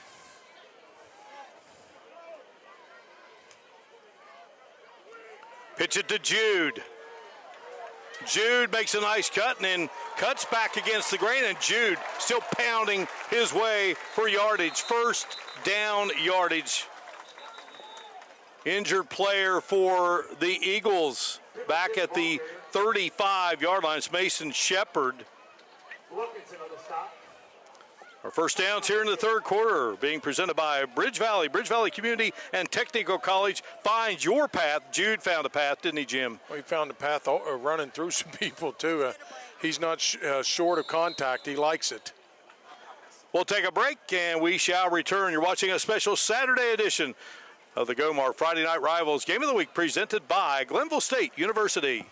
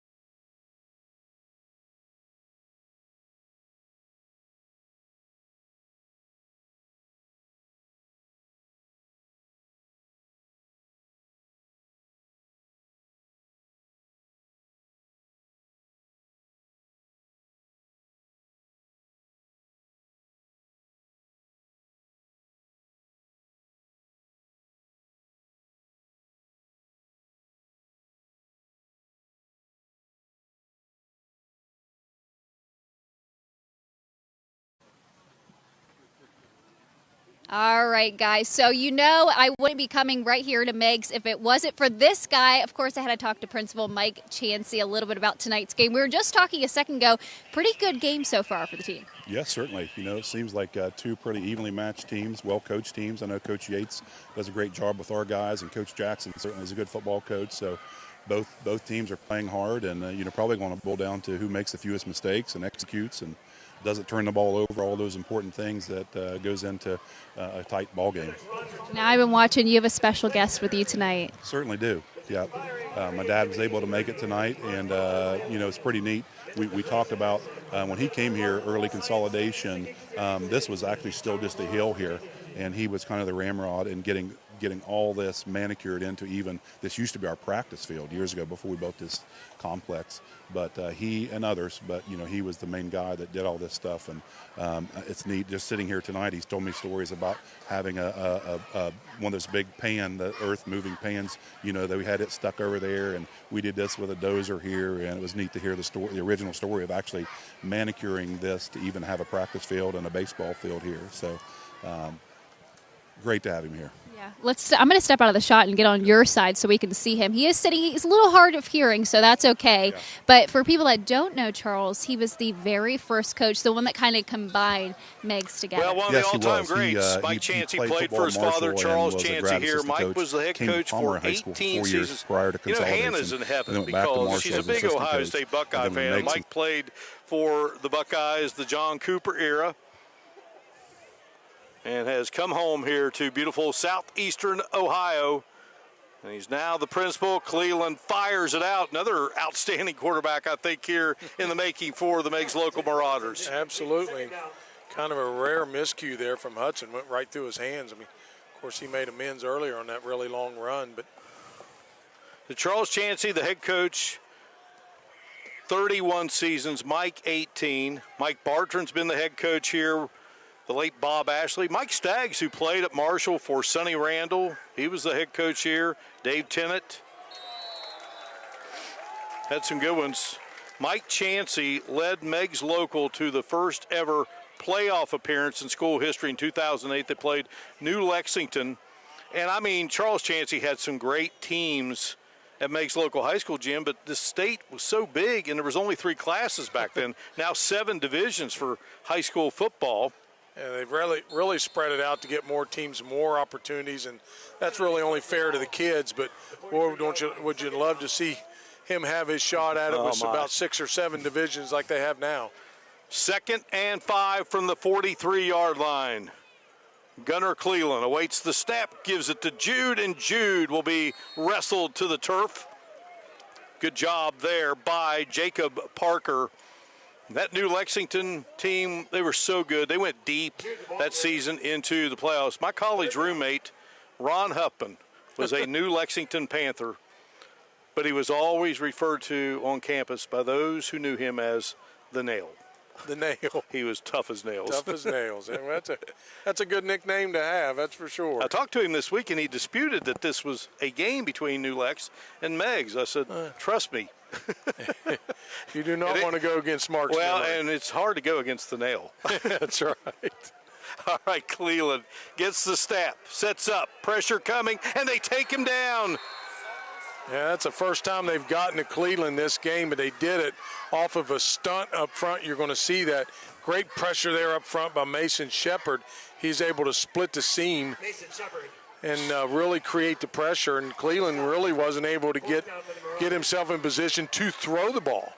Big-time play for Eastern. Mason Shepard, Jason Jackson and his crew, they call him Specs. He had athletic glasses at a period when they had 2 Mason Shepards on the team. So that's how he became Specs. That's they differentiated between the 2. Meigs going for it here on 4th down and 11, Mark. Gunnar Cleland will gun it out, and the catch is made. Nice move there, and still, and then the ball comes loose, and it's still loose. Meigs will fall on it, but Eastern's going to have good field position here, Jim. Yeah, they got the benefit of about 15 yards worth of bumbling around. Actually going to gain possession on Meigs' side of the 50. Jeremiah Martin, well, he makes the catch here and eludes one tackle, and then you get that nice pop there. That was a nice pop. And the ball goes tumbling around and finally able to be secured there by Garrett Williams, but I believe it was Ronnie Golden who popped the football loose. There's a player down here. We'll return here to beautiful Farmers Bank Stadium. 19-7 game. Marauders on top in this 3rd quarter.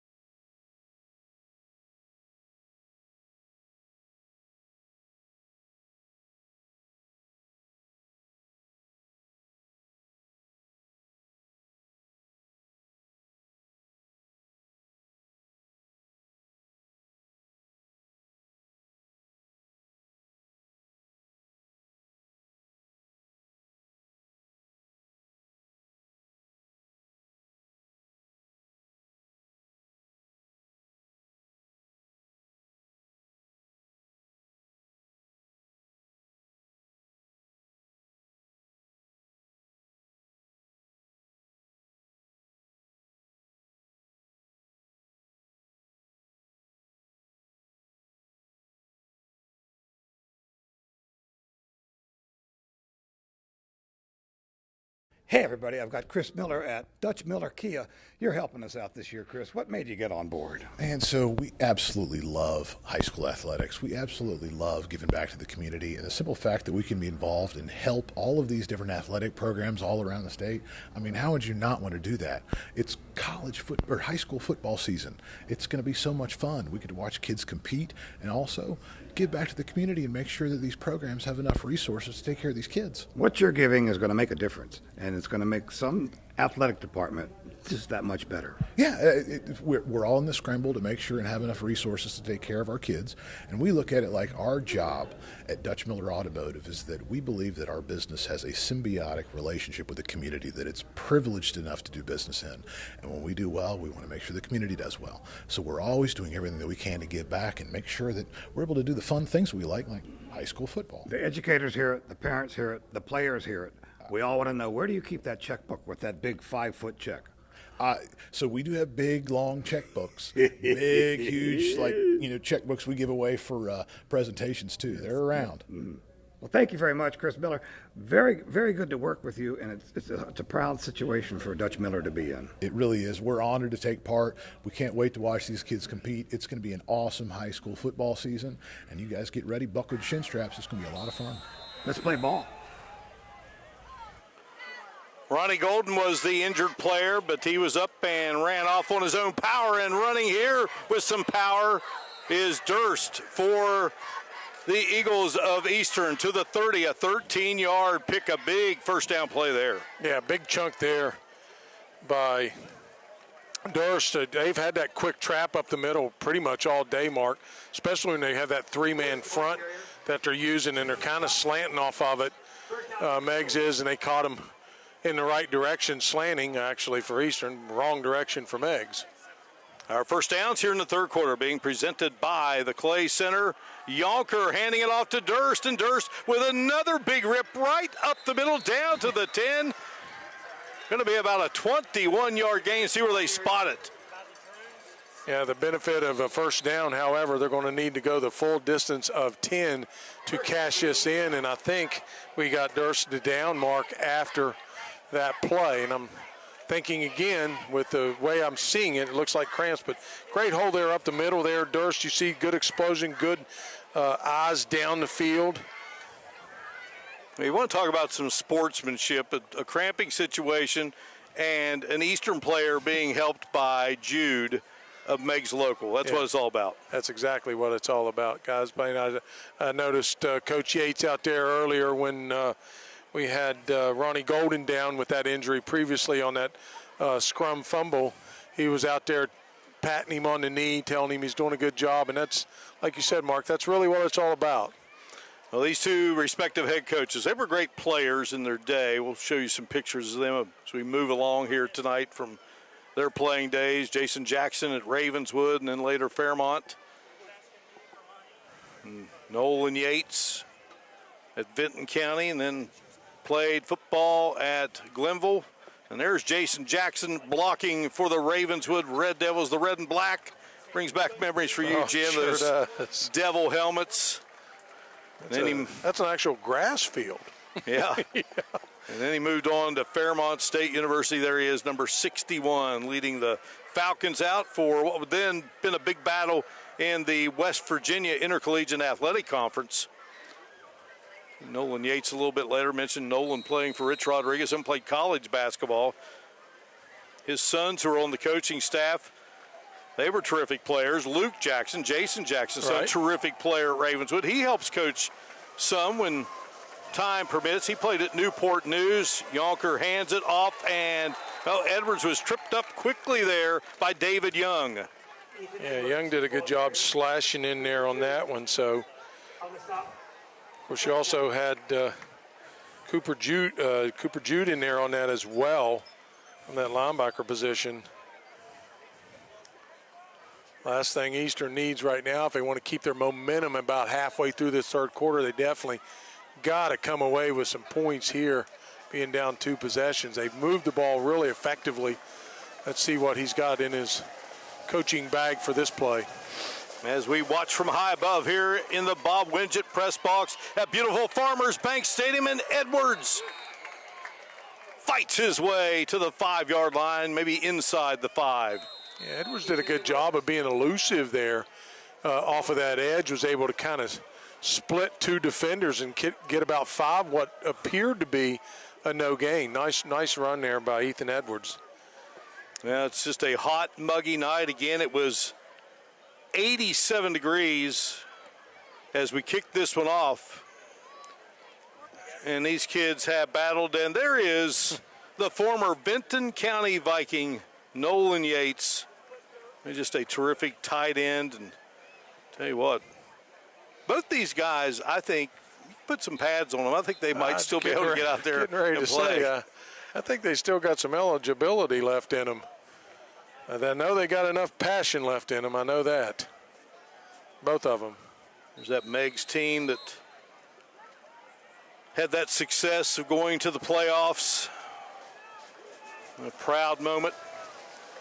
Proud moment for Eastern, what they've done the last few years. And they had playoff teams before that, but boy, they've been on a roll here. And right now trying to get a big win here in this all-county matchup. Did a lot of selling out there, Mark. They had all 11 guys inside that box, and I was just thinking maybe perhaps they would do some type of naked boot or something fake and go wide there with a quick pitch. Grady Murphy, the center, he comes up hobbling. His older brother, Gavin, an outstanding player at Eastern, he's now playing at Glenville. You don't want to say it comes down to this because there's plenty of game left, but this is a crucial fourth down for Eastern, and if Meigs can stop them, boy, what a difference that'll make. Yonker hands it off into the end zone, and they gave it to Markham. Markham got it. Was the refrigerator package, Mark. They gave it to the big boy. You're down that close. You got a guy who weighs 435 pounds. And Matt Markham able to bring that one across. He's just smelling the goal line and just running over people. 19-13.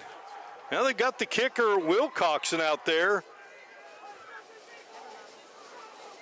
looking for his holder now. And they got plenty of time. They shouldn't be rushing themselves. So Yonker is, and the kick is up, and Kearns put it down, and Wilcoxon puts it through. Edwards typically the holder, and there is another look at the TD by Markham. Matt Markham. Lyman's dream. Well, he's getting a lot of attention for being a guy down in the trenches, and we're going to get a lot of attention, stuff like that. 6 plays, 43 yards, 2:30 off the clock. In our Governor's Highway Safety Program scoring summary, the West Virginia Governor's Highway Safety Program, just like every play counts on the field, every decision counts behind the wheel. Put the phone down and keep your eyes on the road. Don't drive distracted. Put it down. Save a life. Yeah, Mark, a much-needed touchdown there for Eastern to try to kind of continue with their momentum, keep this a one-possession game. It's going to be competitive, and we talked about this earlier, that missed early extra PAT and then the non-conversion on the two-point conversion. You're back to within a single touchdown. And the kick goes back and wow. rolls into the end zone. Pretty nice leg there by Hayden Wilcoxon. He kind of put all he could into that one.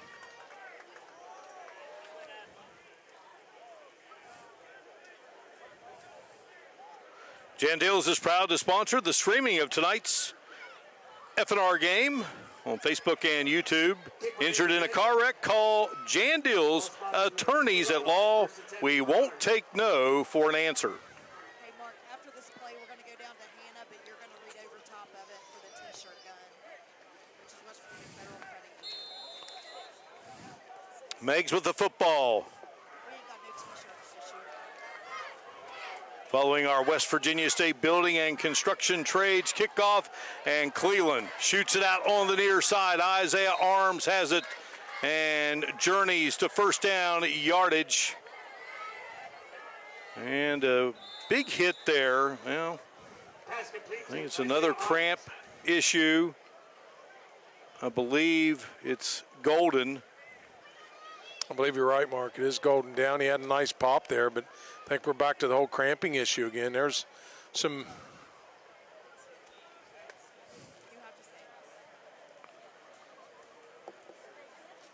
And there's Hannah She's got that gun out.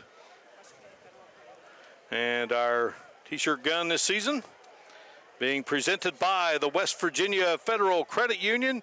Experience the credit union difference.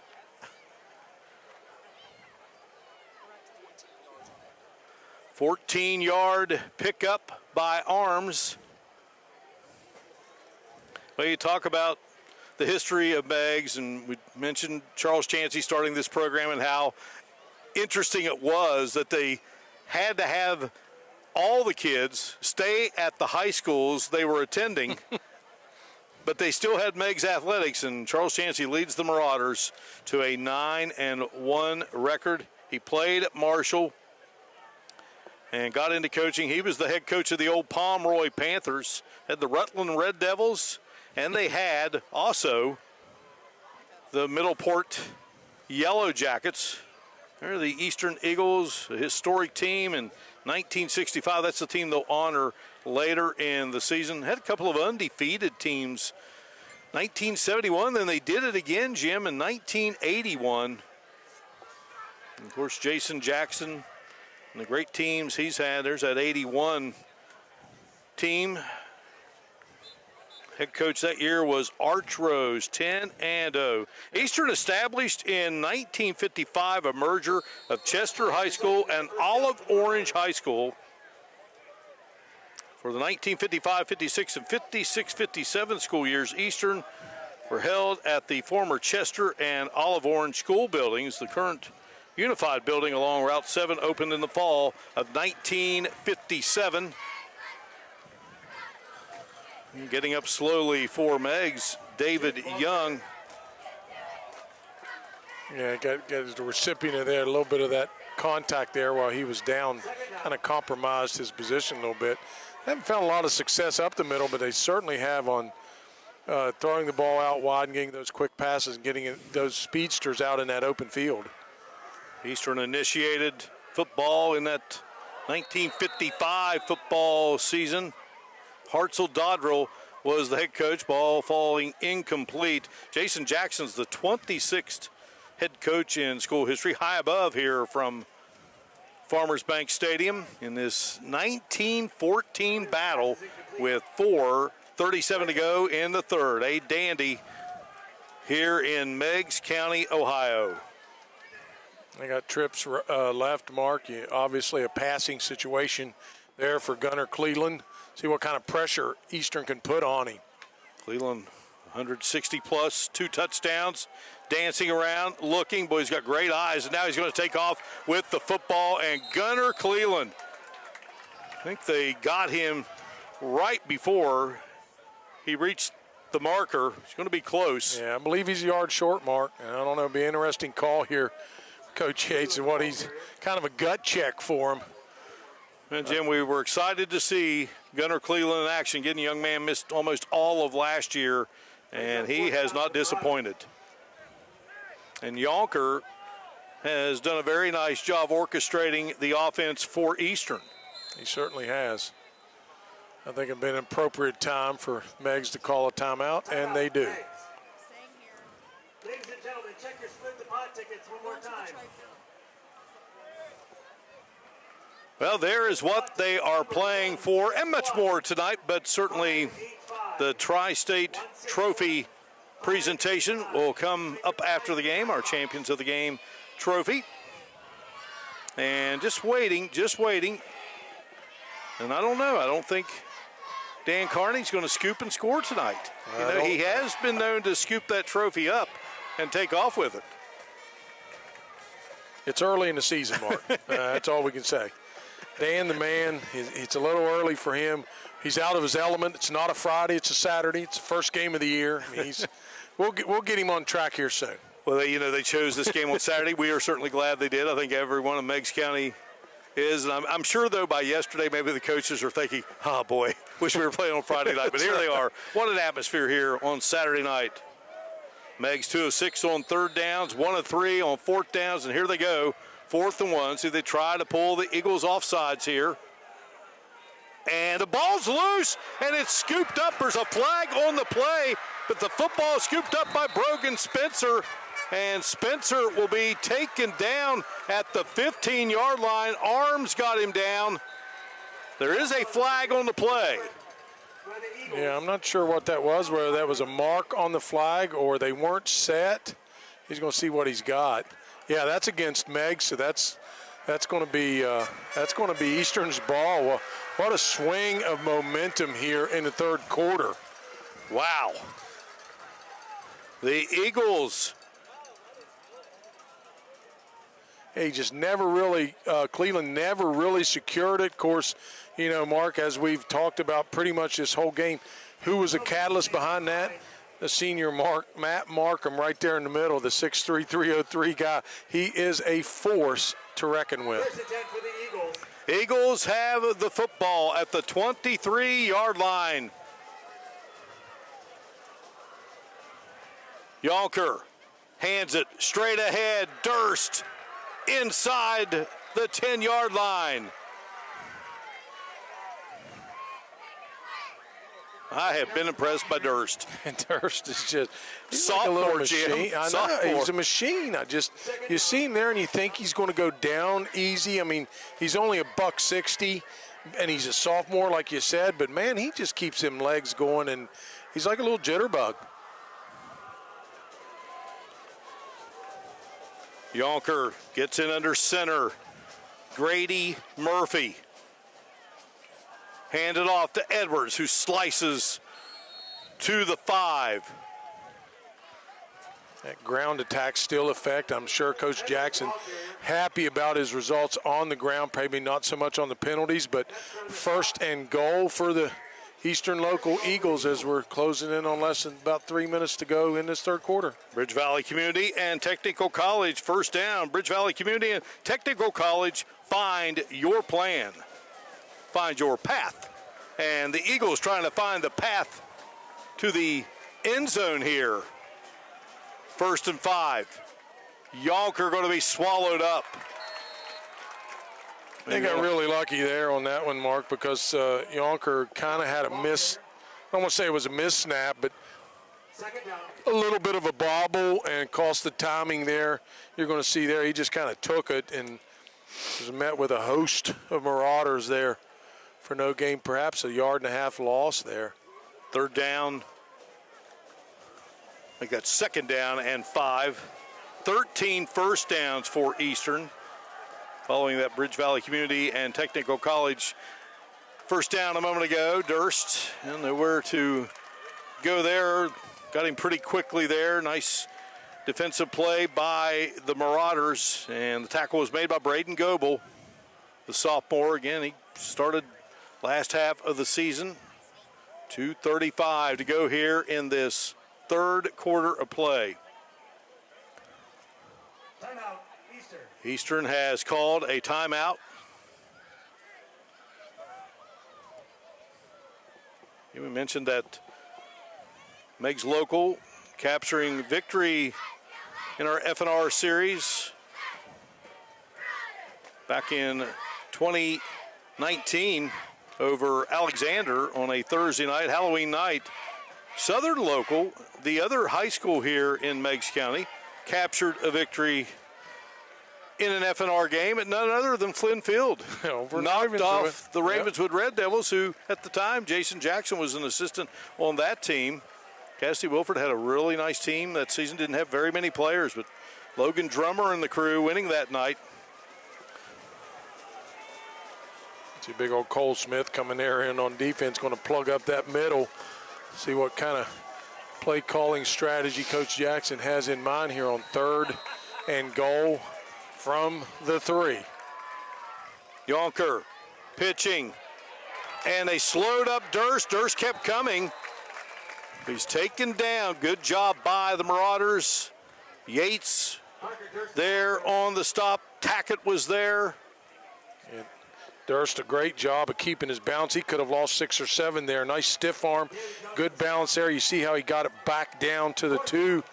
I don't know whether they'll go with the jumbo package again, Mark. We'll see. Great tackle from behind by Nash Yates. What do you think about it? You're playing for your dad and your 2 older brothers are on the coaching staff. Yeah. All right, high above. We get a good look here. 4th and 2 from the 2. And the handoff. Did they get in? They did.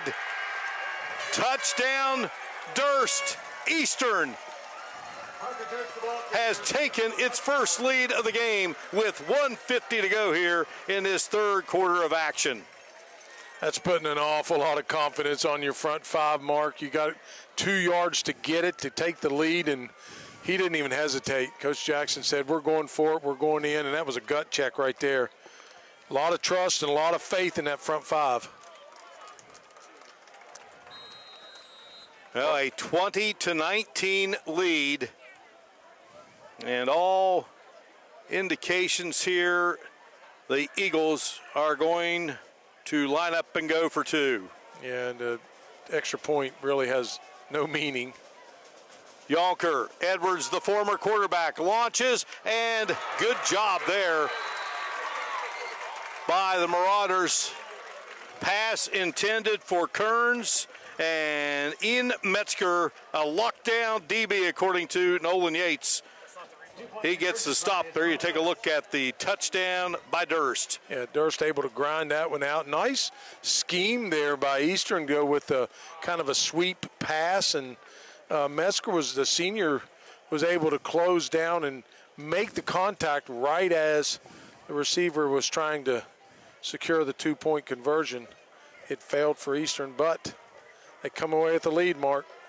Our West Virginia Governor's Highway Safety Program scoring summary: 6 plays, 18 yards, 2:29 off the clock. And again, it was a turnover that leads to the TD, Jim. Yeah, this game's been fairly miscue free. Both of them's had an early miscue in the first half, and then we see this one here. So it's just going to be like it's going down to the wire. Will Coxon with the West Virginia State Building and Construction Trades kickoff about to take place, where the future is forged. Durst now 18 carries, 119 yards, and the touchdown.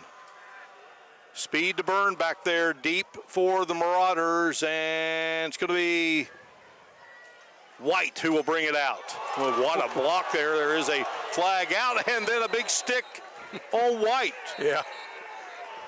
Only 2 big sticks on that kickoff. Yeah, that was Mason Shepard on that plant there. But there was a blind side, and that's you can't have that.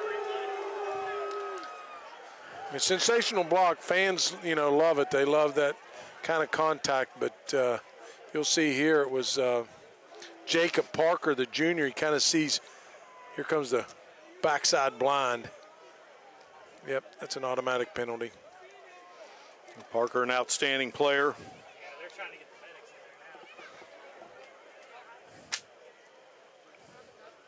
Now the Meigs local coaching staff, we mentioned Nayland Yates, Nevin Yates, Justin Robson, Brian Zirkle, Dan Thomas, Jeff McElroy. They call him Cheese. He was a great high school football player here at Meigs, played with Mike Bartram.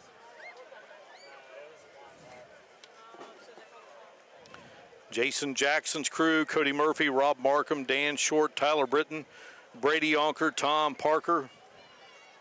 I mentioned Luke Jackson sometimes joining the Eagles. Well, I have a moment, Jim. One of my great heroes in the broadcasting world was from right here in Meigs County, the late, great Dave Dials. Dave Dials, what a class gentleman he was. ABC's Prudential College scoreboard on Saturdays. And I'm sure you didn't miss very many of them. Author of 10 books. I got to know him later on, and boy, what a thrill it was. Became a wonderful, wonderful friend as I continue to attend to Jacob Parker. Dave grew up in Middleport. Great coach from Middleport at the collegiate level, Chuck Stobart.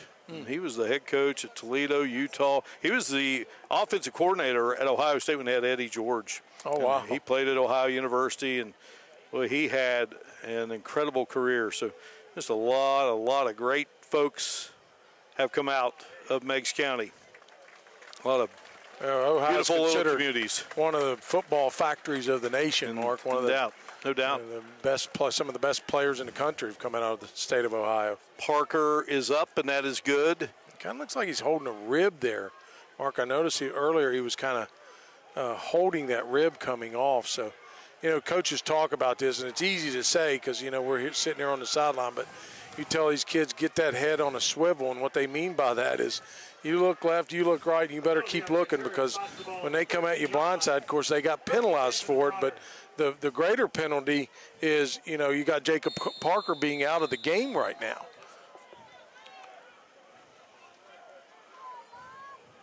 Kind of puts a hole in that defense there for Eastern to see if Meigs will attack right off. And Meigs for the first time, Jim, playing from behind. Hand off to Hudson. If he'd have kept his feet more, it's hard to tell where Hudson would have ended up. Gains about 8 to the 21-yard line. He's had some impressive runs today, and nothing to take away from Meigs' line. They've been doing an outstanding job of protecting Cleveland. There's only been that one sack in the game, and you know they've had some really nice swing passes and slants, and he's done a really good job in the air. At Cleveland, just his third varsity start.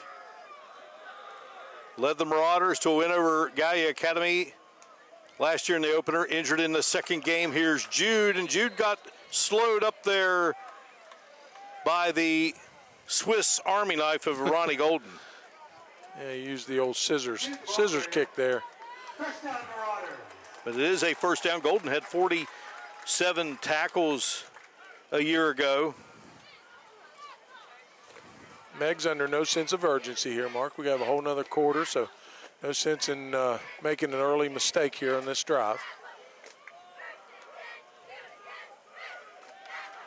And now Jude is slowed up at around the 20. Nice play there by Specs. Mason Shepard.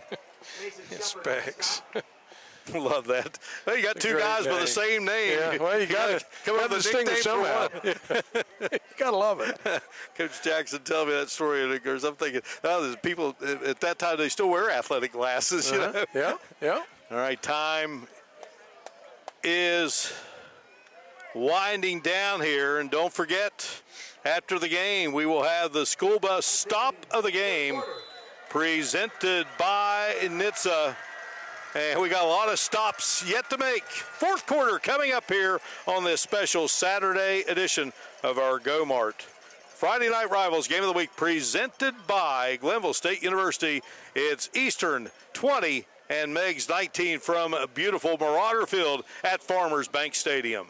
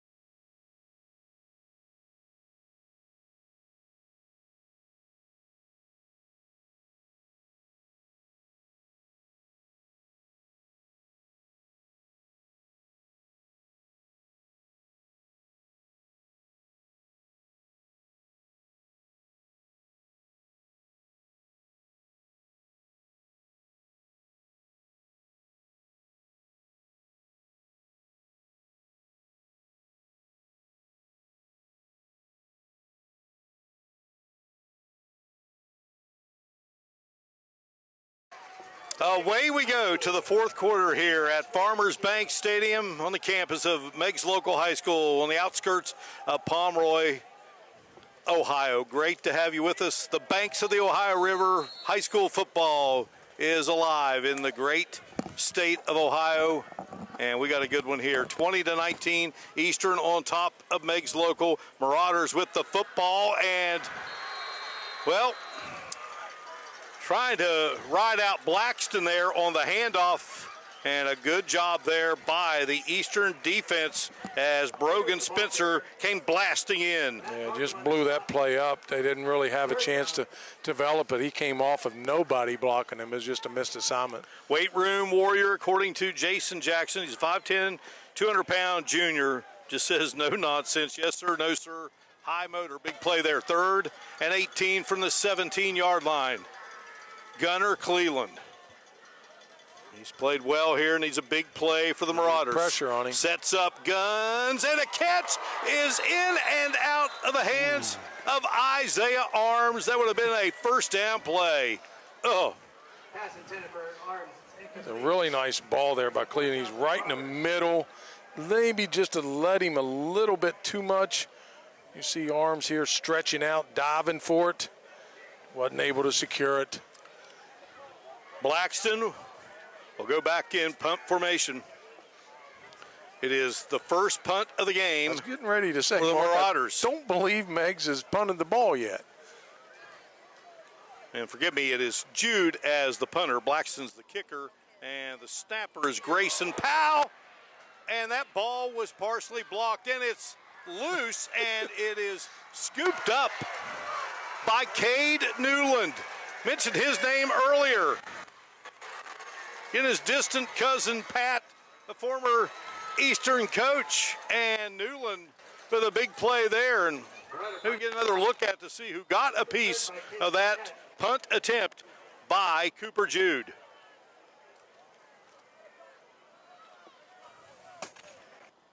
Again, the Marauders have had a lot of players down. Coming in. And the play was made by Kyler Basham. Sophomore got an arm out there. We got an Eastern. He's smashed, remember? He's the smash of the two brothers. Yeah. What if he likes smash burgers? Yeah. And there's Newland. Newland shaking up a little bit. Newland's the one that then came up with the football. And you see he's got that cast on that left hand. He's not going to stop him from tough playing. Cookie. Oh, you imagine these kids from Meigs County, they've been thinking about this forever. When that announcement was made, they have a lot of respect for each other.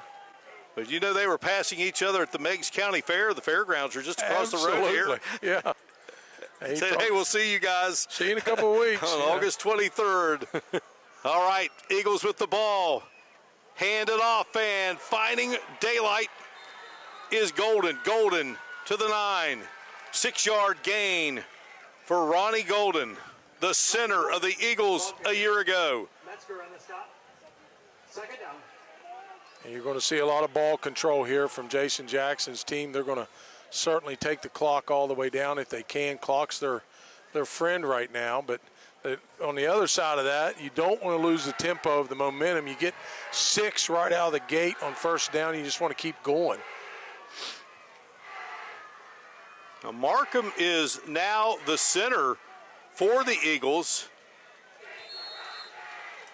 They switch them everywhere, Mark. You can't really keep track of where they're at. They could be in a slot or he could be in a center position. We had witnessed Grady Murphy shaken up a little earlier in the game, so he wears number 71, but right now Markham is the center. The center for the Eagles right now has a touchdown in the game. The center for the Eagles a year ago, Golden, has played well in the backfield.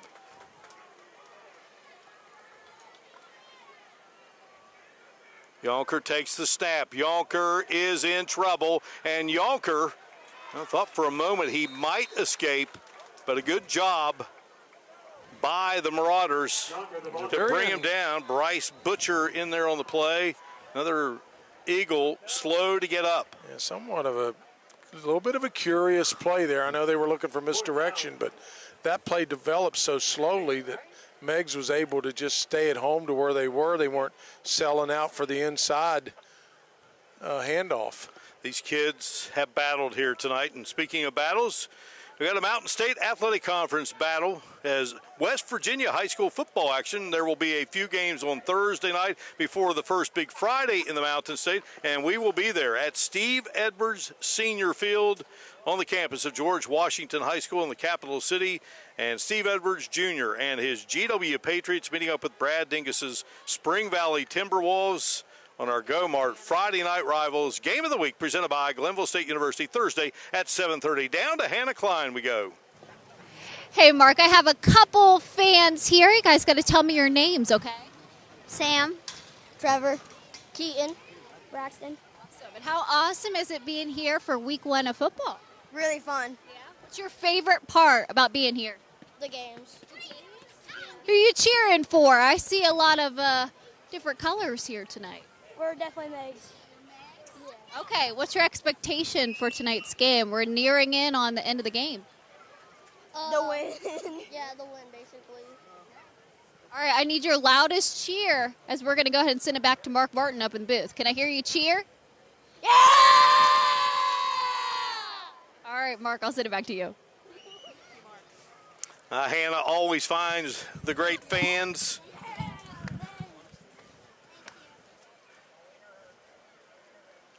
We got Ronnie Golden down there. Mark, he's a tough cookie, I'm telling you. Talked to Ronnie Golden in a preseason camp interview and asked him about playing for the Eagles. East Shade River Stadium there on the campus of Eastern High School. He says, nothing like the nest. That's right. Tonight they're playing on the turf here at beautiful Farmers Bank Stadium. 4th down. The champions rise, Mark. Here we go. 4th down in the yard. Coach Jackson did not like the formation. Timeout. Eastern. We are going to break away here. Timeout on the field. Eastern with the ball facing 4th and 1 and a 1-point lead over the Marauders of Meigs.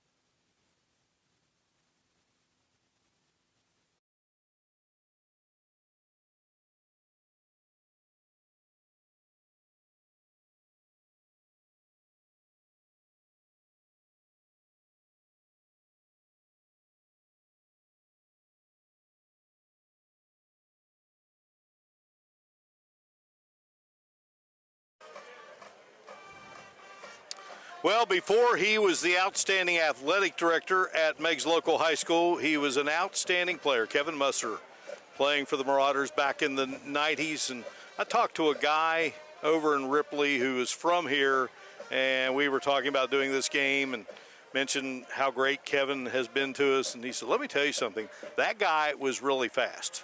And Kevin, very humble, but he looks pretty fast, doesn't he? Yeah, he does in that look picture. fast. Hey, we met him. I think he can still play more. No doubt about it.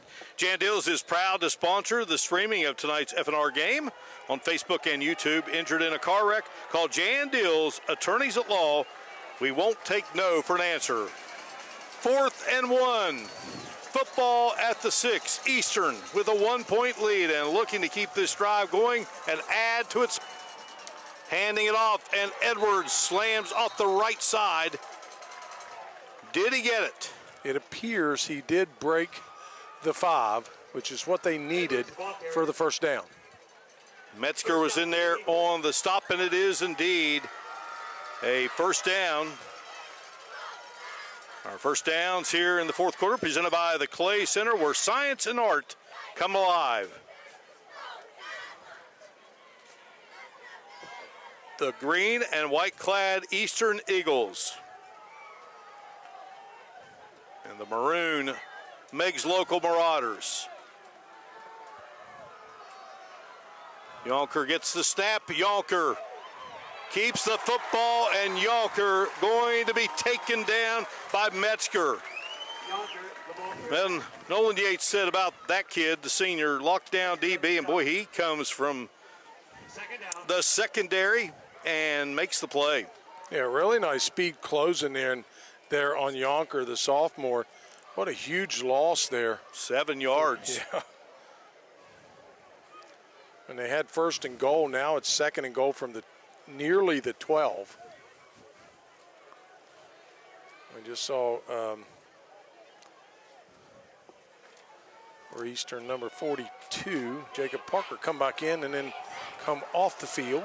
Yonker pitching. Edwards avoids one tackler, but Jude, who plays running back on the offensive side. Jude with a great play there on the defensive side, and going to have motion penalty go against the Eagles. And they're going in the opposite direction than they want to go. Nathan Jones, our referee. Tyler Gross, our umpire. Mike Schieffer, our line judge. Brad Brewer, the linesman, back judge. Craig Parsons, and Nick Miller, our good buddy from over in Jackson County, the center judge. Again, this crew in Upper Arlington, doing a game at Upper Arlington High School last night.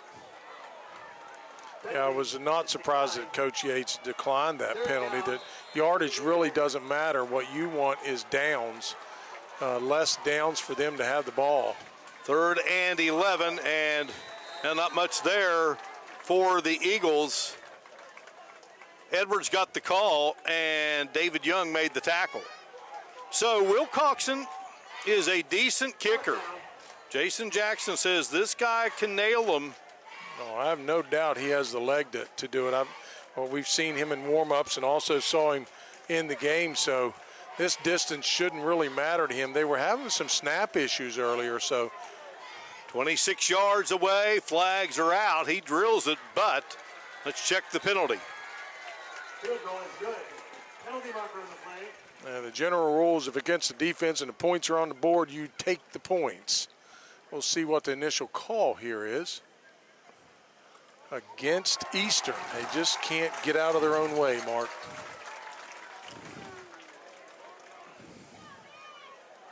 Well, they had the punt block, which led to the great field position. Now Will Coxon going to try it again, but he nailed it, Jim, so he's got some confidence. Yeah, he has. The leg is not his issue. He's got plenty of the strength to get the ball there. He's a really excellent kicker. That's really not the issue. What they're looking at now would end up being a 31 and a half, we'll call it 32-yard field goal. Ronnie Golden is the snapper. Ethan Edwards, Edwards is the holder. Will Coxon the kicker, and this one is up, and it is good. Really, Hayden Wilcoxon. This kid's leg. Drills it, and he loves it. I mean, he boomed it. It wasn't just like a little bit over. It was over the top of the crossbar, deep. That would have been good from 50. And, you know, it's tough. You make one, and then it's erased exactly. off the board. Yeah, a lot of that kicking's mental. I mean, you know, you just get down there and go and do it again. You know, what that does, it eliminates the field goal winning it. For Meigs, they're going to have to punch it in. So our West Virginia Governor's Highway Safety Program scoring summary. How about this, Jim? 8 plays, 1 yard. 3:46 off the clock, but it ends in points. With a Hayden Wilcoxon field goal. You put points on the board. This is like we said, we talked about during the break, Mark, that 12 minutes will decide that, but I'm not so sure that's true. It might take more than 12. Well, this Meigs offense with Cleveland and company, ever dangerous. They have put on display some explosive plays. That should be no different here down the stretch with 7 minutes to go. Third meeting all time. Wilcoxon, nice high kick, gathered by the ever dangerous Hudson. And right there is why Hudson, well, I mean, now Hudson loves to go airborne, doesn't he? He likes to leap, but that's going to come back. We got a block back there, about the 25. Chop block against Meigs. It's going to set him back in some yardage. I don't think Cleveland is really worried about where he starts his possession here. He's got all the weapons necessary. The junior's got athleticism running through his veins with his brothers and his family, and he's been in pressure situations before. Pretty nice boot there by Wilcoxon, high and deep.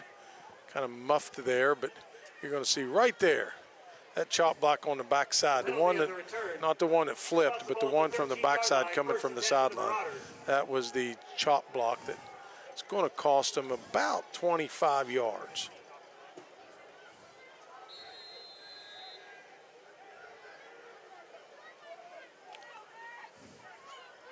The ball resting at the 13. I talked about the 3-year run for Jason Jackson, 9 wins, 12 wins, 8 wins, 12 wins, the most by any school in Meigs County football history. Cleveland guns it out. Hudson makes the catch, and then Hudson does a nice job of getting away from a couple before being taken down. I mean, Hudson is elusive, Jim. Yeah, you're not. I haven't seen one guy able to get him down this whole game, so they just got to hope they can get there, slow him up enough to get some gang tackling on him. They were able and lucky enough to get that where they got no yardage on that play. Good luck at Coach Nolan Yates. Great guy guiding this Meigs program.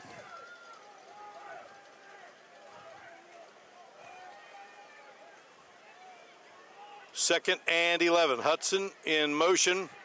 Hudson has the football. Hudson has speed, but a good job by the Eagles. Blaze Gilmore, who wants to play college football and plays like that, he will. He's just a junior. He really came all the way across that field and was able to secure the tackle, and that's a really nice job. Hudson, he's been a workhorse this game, as you know, Mark. There he is. Trying to catch his breath here on this 3rd and short. Young man who got the run at Jesse Owens Stadium in the state track meet of Ohio. What a thrill. 3rd down 2 from the 21. Gunnar Cleveland. He keeps. Cleveland. He will get the first down.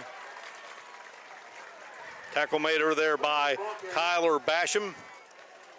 Clay Center first down where science and art come alive.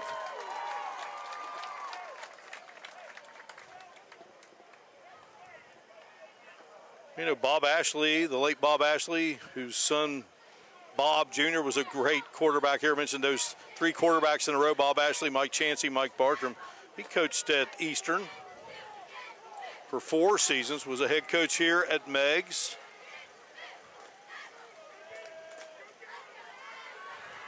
Cleveland looking and nothing to do but show off his wheels, driven out of bounds by Jacob Parker. Yeah, good to see Parker back out there. He's able to close in on him. Smart and heady move there by Cleveland, getting out of bounds to stop the clock. It isn't like the pros, folks, if you're kind of wondering why the clock stopped. It is high school football. Ball goes out of bounds. It is a clock stop, not keep winding it down. First time I was ever at Eastern High School, Jim, you know who I met? I went there to do an interview. Ozzie Newsome. Ozzie Newsome.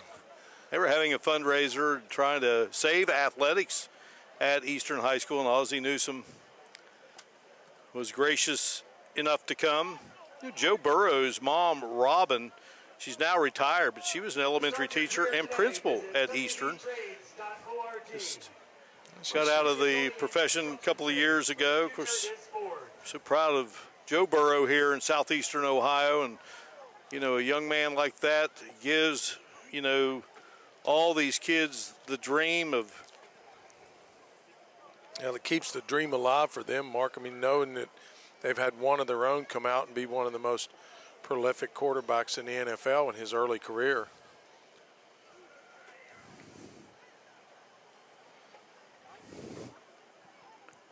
Our closed captioning presented by the West Virginia Governor's Highway Safety Program. Just like every play counts on the field, every decision counts behind the wheel. Put the phone down and keep your eyes on the road. Don't drive distracted. Put it down and save a life. But there's been a lot of thrills here in southeastern Ohio. Joe Burrow, of course, leading the Bengals to the Super Bowl. Mike Bartram. We may have a picture of Mike. We might be able to pop up. Mike, of course, played for the Eagles, a long snapper. Mike was a head coach here, but Mike got to be in a couple of Super Bowls. He was with both the Eagles and with the Patriots in the big game. Mike's now at Marshall, and there he is, my main man, Mike Bartram. He was a quarterback here. He went to Marshall, and he got moved to tight end.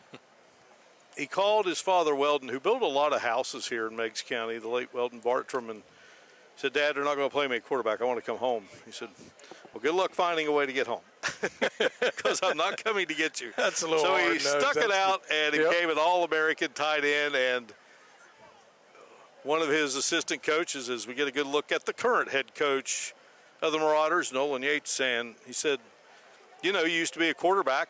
He said, "You can throw the ball, so now you're just throwing it between your legs." That's right. 10 years as a long snapper in the NFL with the Chiefs, with the Packers, with the Patriots, the Eagles. What a career. Now, I mentioned that Coulter Cleveland, Gunner's brother, has all the passing records here at Meigs, and most of those passing records were held by Cody Bartram, one of Mike's three sons. Cody was a terrific player, went to Charlotte. Zach was a terrific player here at Meigs. He went to Ohio Dominican, and here's a pass, and the catch is made by Arms. Arms has the first down to the 41-yard line. A Clay Center first down. Newland made the tackle, and Arms had that tough miss a moment ago, and he's happy to make that big catch, first down. Here's a look. Catch, and I thought he almost tipped the pass, but we had got away with a little bit of a block in the back, but they didn't catch you. Mike's youngest son, Ty, he was a great player at Spring Valley, and we'll see the Timberwolves this Thursday against GW. Ty getting ready to finish up his college career at Harvard, playing in the Ivy League. 1st and 10, Gunner Cleveland. He's got two older brothers playing college football. He's on the run. He rifles it, and the catch is made by White. White with a terrific move. White still on the move, and it's going to be Jake White to the end zone. They're going to say he's out at the 28-yard line.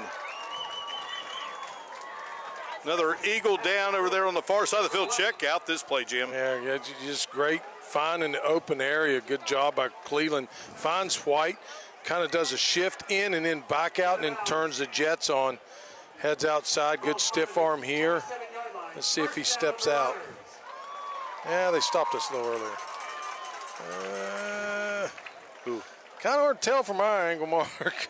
Clay Center first down nonetheless, so that's 13 first downs for the Marauders. Eastern with 14. 4:41 to go in this game. A 23-19 lead for the Eastern Eagles, and there is White. What a fantastic play by that young man. You had a game of momentums. You had Eastern kind of had the momentum, had the ball down all the way to the 1-yard line, couldn't punch it in, ended up getting a field goal out of it, kept it within one possession. Meigs storms back, able to start at, I believe, the 12 or 13-yard line. They've just marched down the field in methodical time. They got plenty of time left. That was a 31-yard pickup. Cleveland's now 15 of 21, 201 yards, 2 touchdowns. Let's check out this right foot. And it looks, yeah, the ref's right on it, so I'm saying he would know. Got a better angle than we do. Well, when we talk about the officials. That's some great camera work too, Mark. Indeed it is. Cleveland has hit 6 different receivers in this game. So spreading the wealth, no doubt about it. But, you know, we talk about officials, Jim, and there is a shortage of officials in every sport all across the country. And it's a thankless job. Really encourage young people to do it. And, the only time, sadly, that you get noticed is when there's a call that has any type of debate to it or a questionable call. But if an official is doing their job and nobody knows them, that's the best thing they can do. And it's really difficult. I mean, if you have never officiated, and you haven't filled those shoes, it's really tough. So hats off to these men, like you talked about, the veteran crew that's out there. They know how to handle these type of games. And again, we mentioned it. One guy with 44 years, another with 30, another 26, another 24, 22 years, 13 years officiating. 1st and 10 from the 27. Gunnar Cleveland guns it out. Arms with the catch. And the tackle is made by Josiah Kearns. Check out Clay Moore on the tackle, number 16. Clayton Moore, again TNT, not that big, 5'9", 135.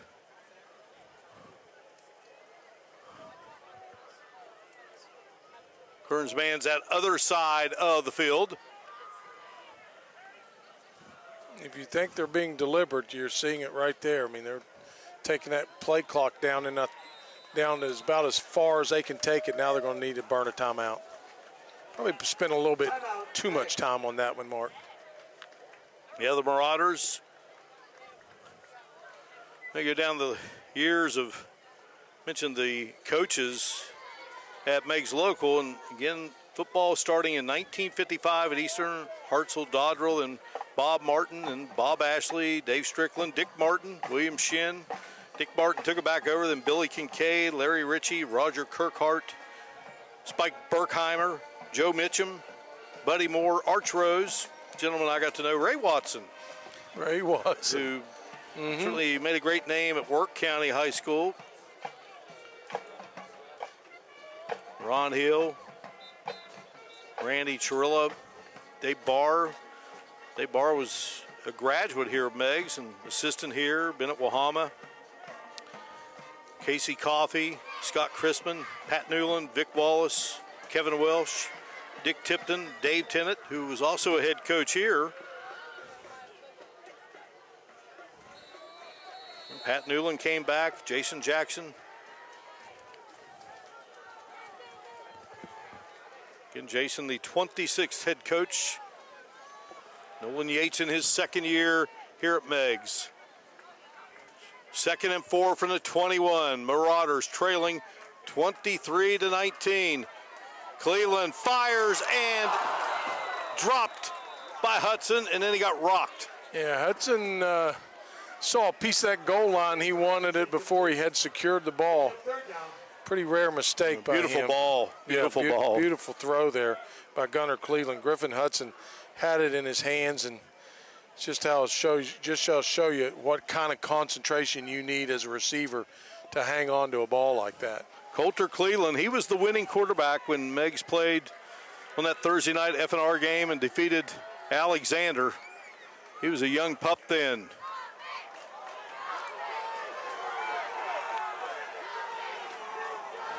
Crowd wants defensive offsides there. And get into that neutral zone, so yeah, all the fans are officials, Mark, but they don't want to actually put on the stripes. Coulter Cleveland was a 4-year starter, TVC Offensive Player of the Year. And again, he just assaulted all the records that Cody Bartram had. You see Coach Jackson over there just fervently preaching to Jacob Parker there to watch the ball, watch the movement of the linemen. When they move, you move. You don't need to look at the ball. You just got to go and go hard. Jason was an assistant under a lot of head coaches at Ravenswood. I know in 2014 they had the great 100-year celebration. Boy, he did a terrific job collecting a lot of data. The rich history that it is across the river. And these two programs with their own history, and one trying to make some history here tonight. Just the third meeting between the two. Meigs trying to get a third win. Eastern its first over the Marauder program. Cleveland pitching. Jude has it. Jude goes down at about the 20. Golden with the tackle. He's been all over the place. Golden has. Ronnie Golden's been everywhere. He's a senior. I mean, so he's been around the block. This is obviously the play of the game, Mark. 3:30 left on a running clock, 4th down. About 3 yards to go. I just cannot say enough about all the great folks here at Meigs Local High School. 4th and 3 from the 20. Cleveland and overshoots his intended receiver, Hudson. Eastern takes over with 3:07 to go. Yeah, trying to put a little bit more on that to try to get the ball out there a little quicker to Hudson. Cleveland kind of overshot it a little bit and Hudson wasn't able to bring it in. So now the Marauders must make a quick stop here. So it's interesting. Meigs has no timeouts left. So you know it's going to be ground game, ground attack from Eastern. It's no mystery what they're going to do with the ball.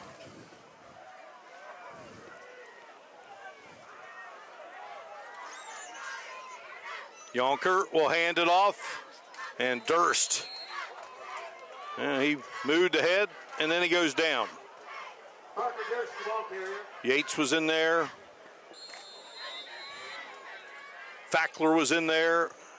Another Eastern player down there. Been some cramping issues here in the game, but we're 2:53 away from this one being over. And knock on wood, you know, every time you play a football game and you come away, I mean, there's going to be some sore bodies on a Sunday morning. I think we got Ronnie Golden down, Mark. I'm pretty sure it's him. 25. Yep. He's been down before, had some cramps. These guys will lose. I know people don't think that, but they'll lose 10 to 12 pounds on a night like this with that kind of humidity, the equipment that they have on. You're talking about really pumping the fluids throughout the game, halftime, before the game, definitely after the game. Try to get those muscles restored for the next round. Eastern will be on the road next week. They'll play the Work County Tigers. And they're also on the road in week 3 against South Gallia. Very good team there at South Gallia this season. Brian Morrow's team, impressive win last night over Southern Local here in Meigs County. That game was played down at Rebel Field, Crown City area. Meigs Local will be facing off next week with Sims Valley. Another handoff, and grinding ahead is Durst. Yeah, the clock is certainly friendly for Eastern and the foe for Meigs, so they will milk every bit of this. Will be inside of 2 minutes if Eastern cannot convert. However, if Meigs can stop them, they will get the ball back for one more shot.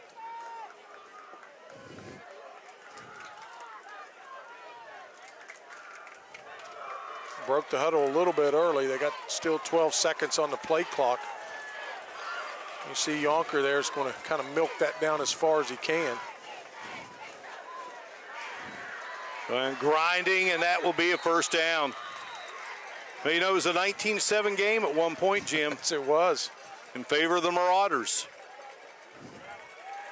reeled off 16 straight for the Eagles, and that's, I'm sure Coach Jackson's very proud of that front five, and he's put a lot of time and effort into those guys, and couldn't have gotten more critical than that third down conversion to retain possession and keep the clock and the ticks on their side.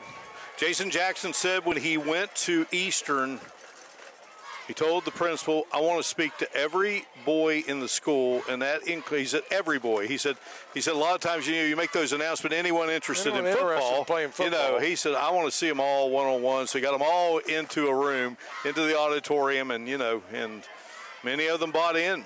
And this young man who's been his quarterback tonight, Braxton Yonker, he said, I met him in 7th grade, and he said, Coach, I'm ready to play for you. And he said, well, you got a little time.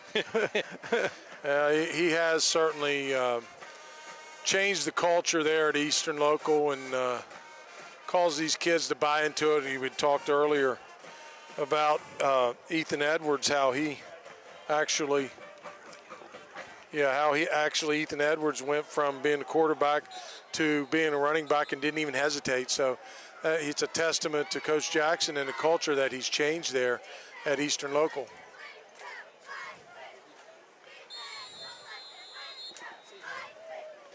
In the victory formation there for the Eastern Local Eagles. He will take it down, a couple more snaps.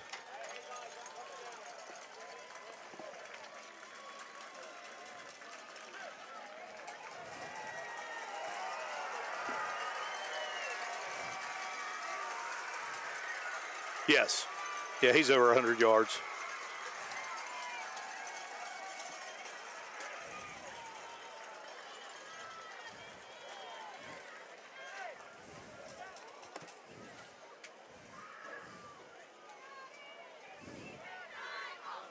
He scored a touchdown in the third quarter. Yonker taking the knee again. He will need to do that one more time, Mark. Well, Jim, that should cover it up. Cannot say enough about this setting, this school, this stadium, this county, and the hospitality we have received ever since we told them, hey, this is what we'd like to do. And they broke out a big cake for us back in 2019, and the gentleman whose wife made the cake, he saw me and he goes, we should have made you another cake. Well. I said, hey, I'll take a rain check anytime. There you go. Can't mention where it was, but I had some good pie here in this county the other night. But, well, that will do it. Let the celebration begin across the way. On this night, the Eagles soar high and get that first ever victory against Meigs Local. Just the third meeting all time, but Eastern victorious. And certainly one of the leaders tonight, leading the way in the handshake line, Ethan Edwards, a young man, starting quarterback 2 years ago, running back tonight, and did so many other things. Just a great effort by so many on both sides of the ball. Two outstanding coaches, two classy programs, and what a thrill to be here tonight. Yeah, I would think both coaches, hard-fought game, Mark, within one possession. Did a lot of things right in the game. Saw some promising stuff from Gunnar Cleveland. I saw some really tough-nose running from Eastern on their rushing attack. So both of these teams, I think, nothing to be ashamed of. Don't hang your head down there. You've got some more games to play for. No doubt, just the first. All right, we break away here on our Go-Mart Friday Night Rivals Game of the Week, presented by Glenville State University, our first ever Saturday edition, and the Eastern Eagles win it by a final of 23-19. Our trophy presentation coming up in just a moment. We're back to Meigs Local High School right after this.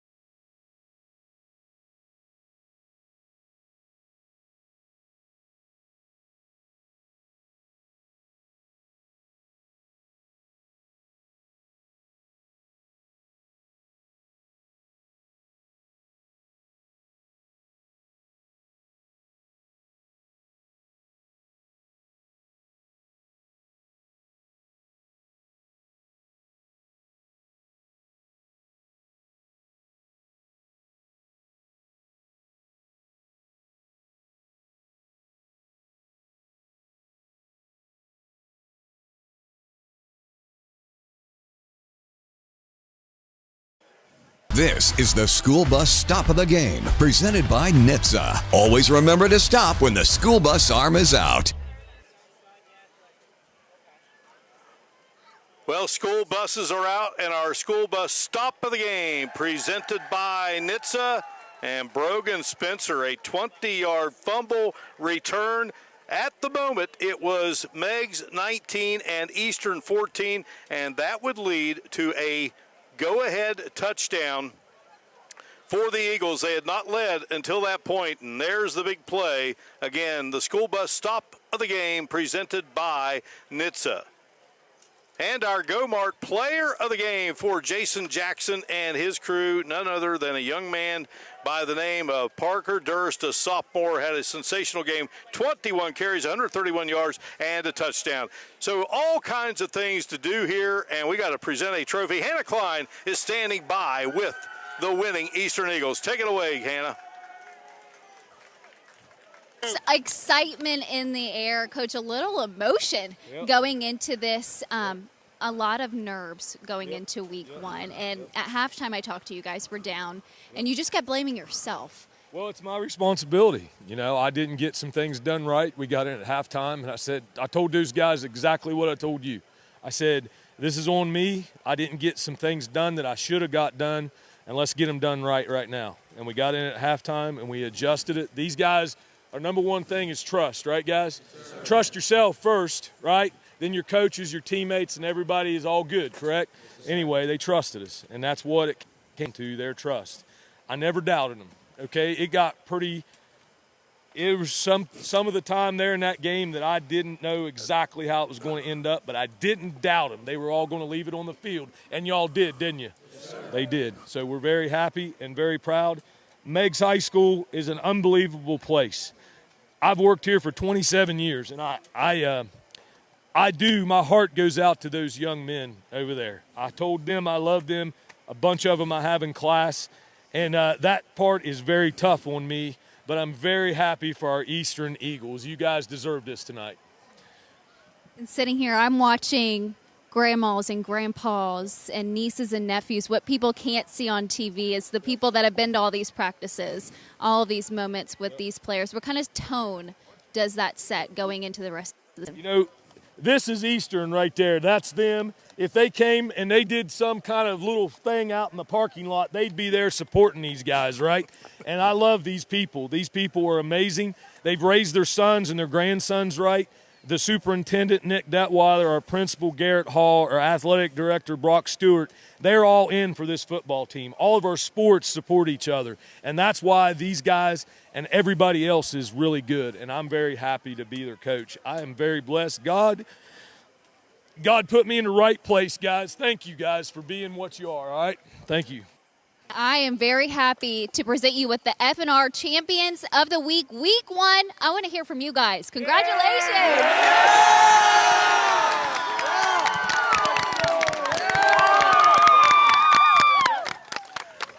All right, Hannah, great job. So now with Eastern winning here tonight, Jim, all three of the teams in Meigs County, the football programs, have one of those trophies. Meigs has one, Southern has one, and now Eastern has one. And tonight, Eastern with 15 first downs, 240 yards on the ground. Great night passing for Meigs, 207. Eastern time of possession, Jim, 28 minutes, 50 seconds, and 19:10 for the Marauders. Yeah, you have 240 yards on the ground. You got to be a happy guy.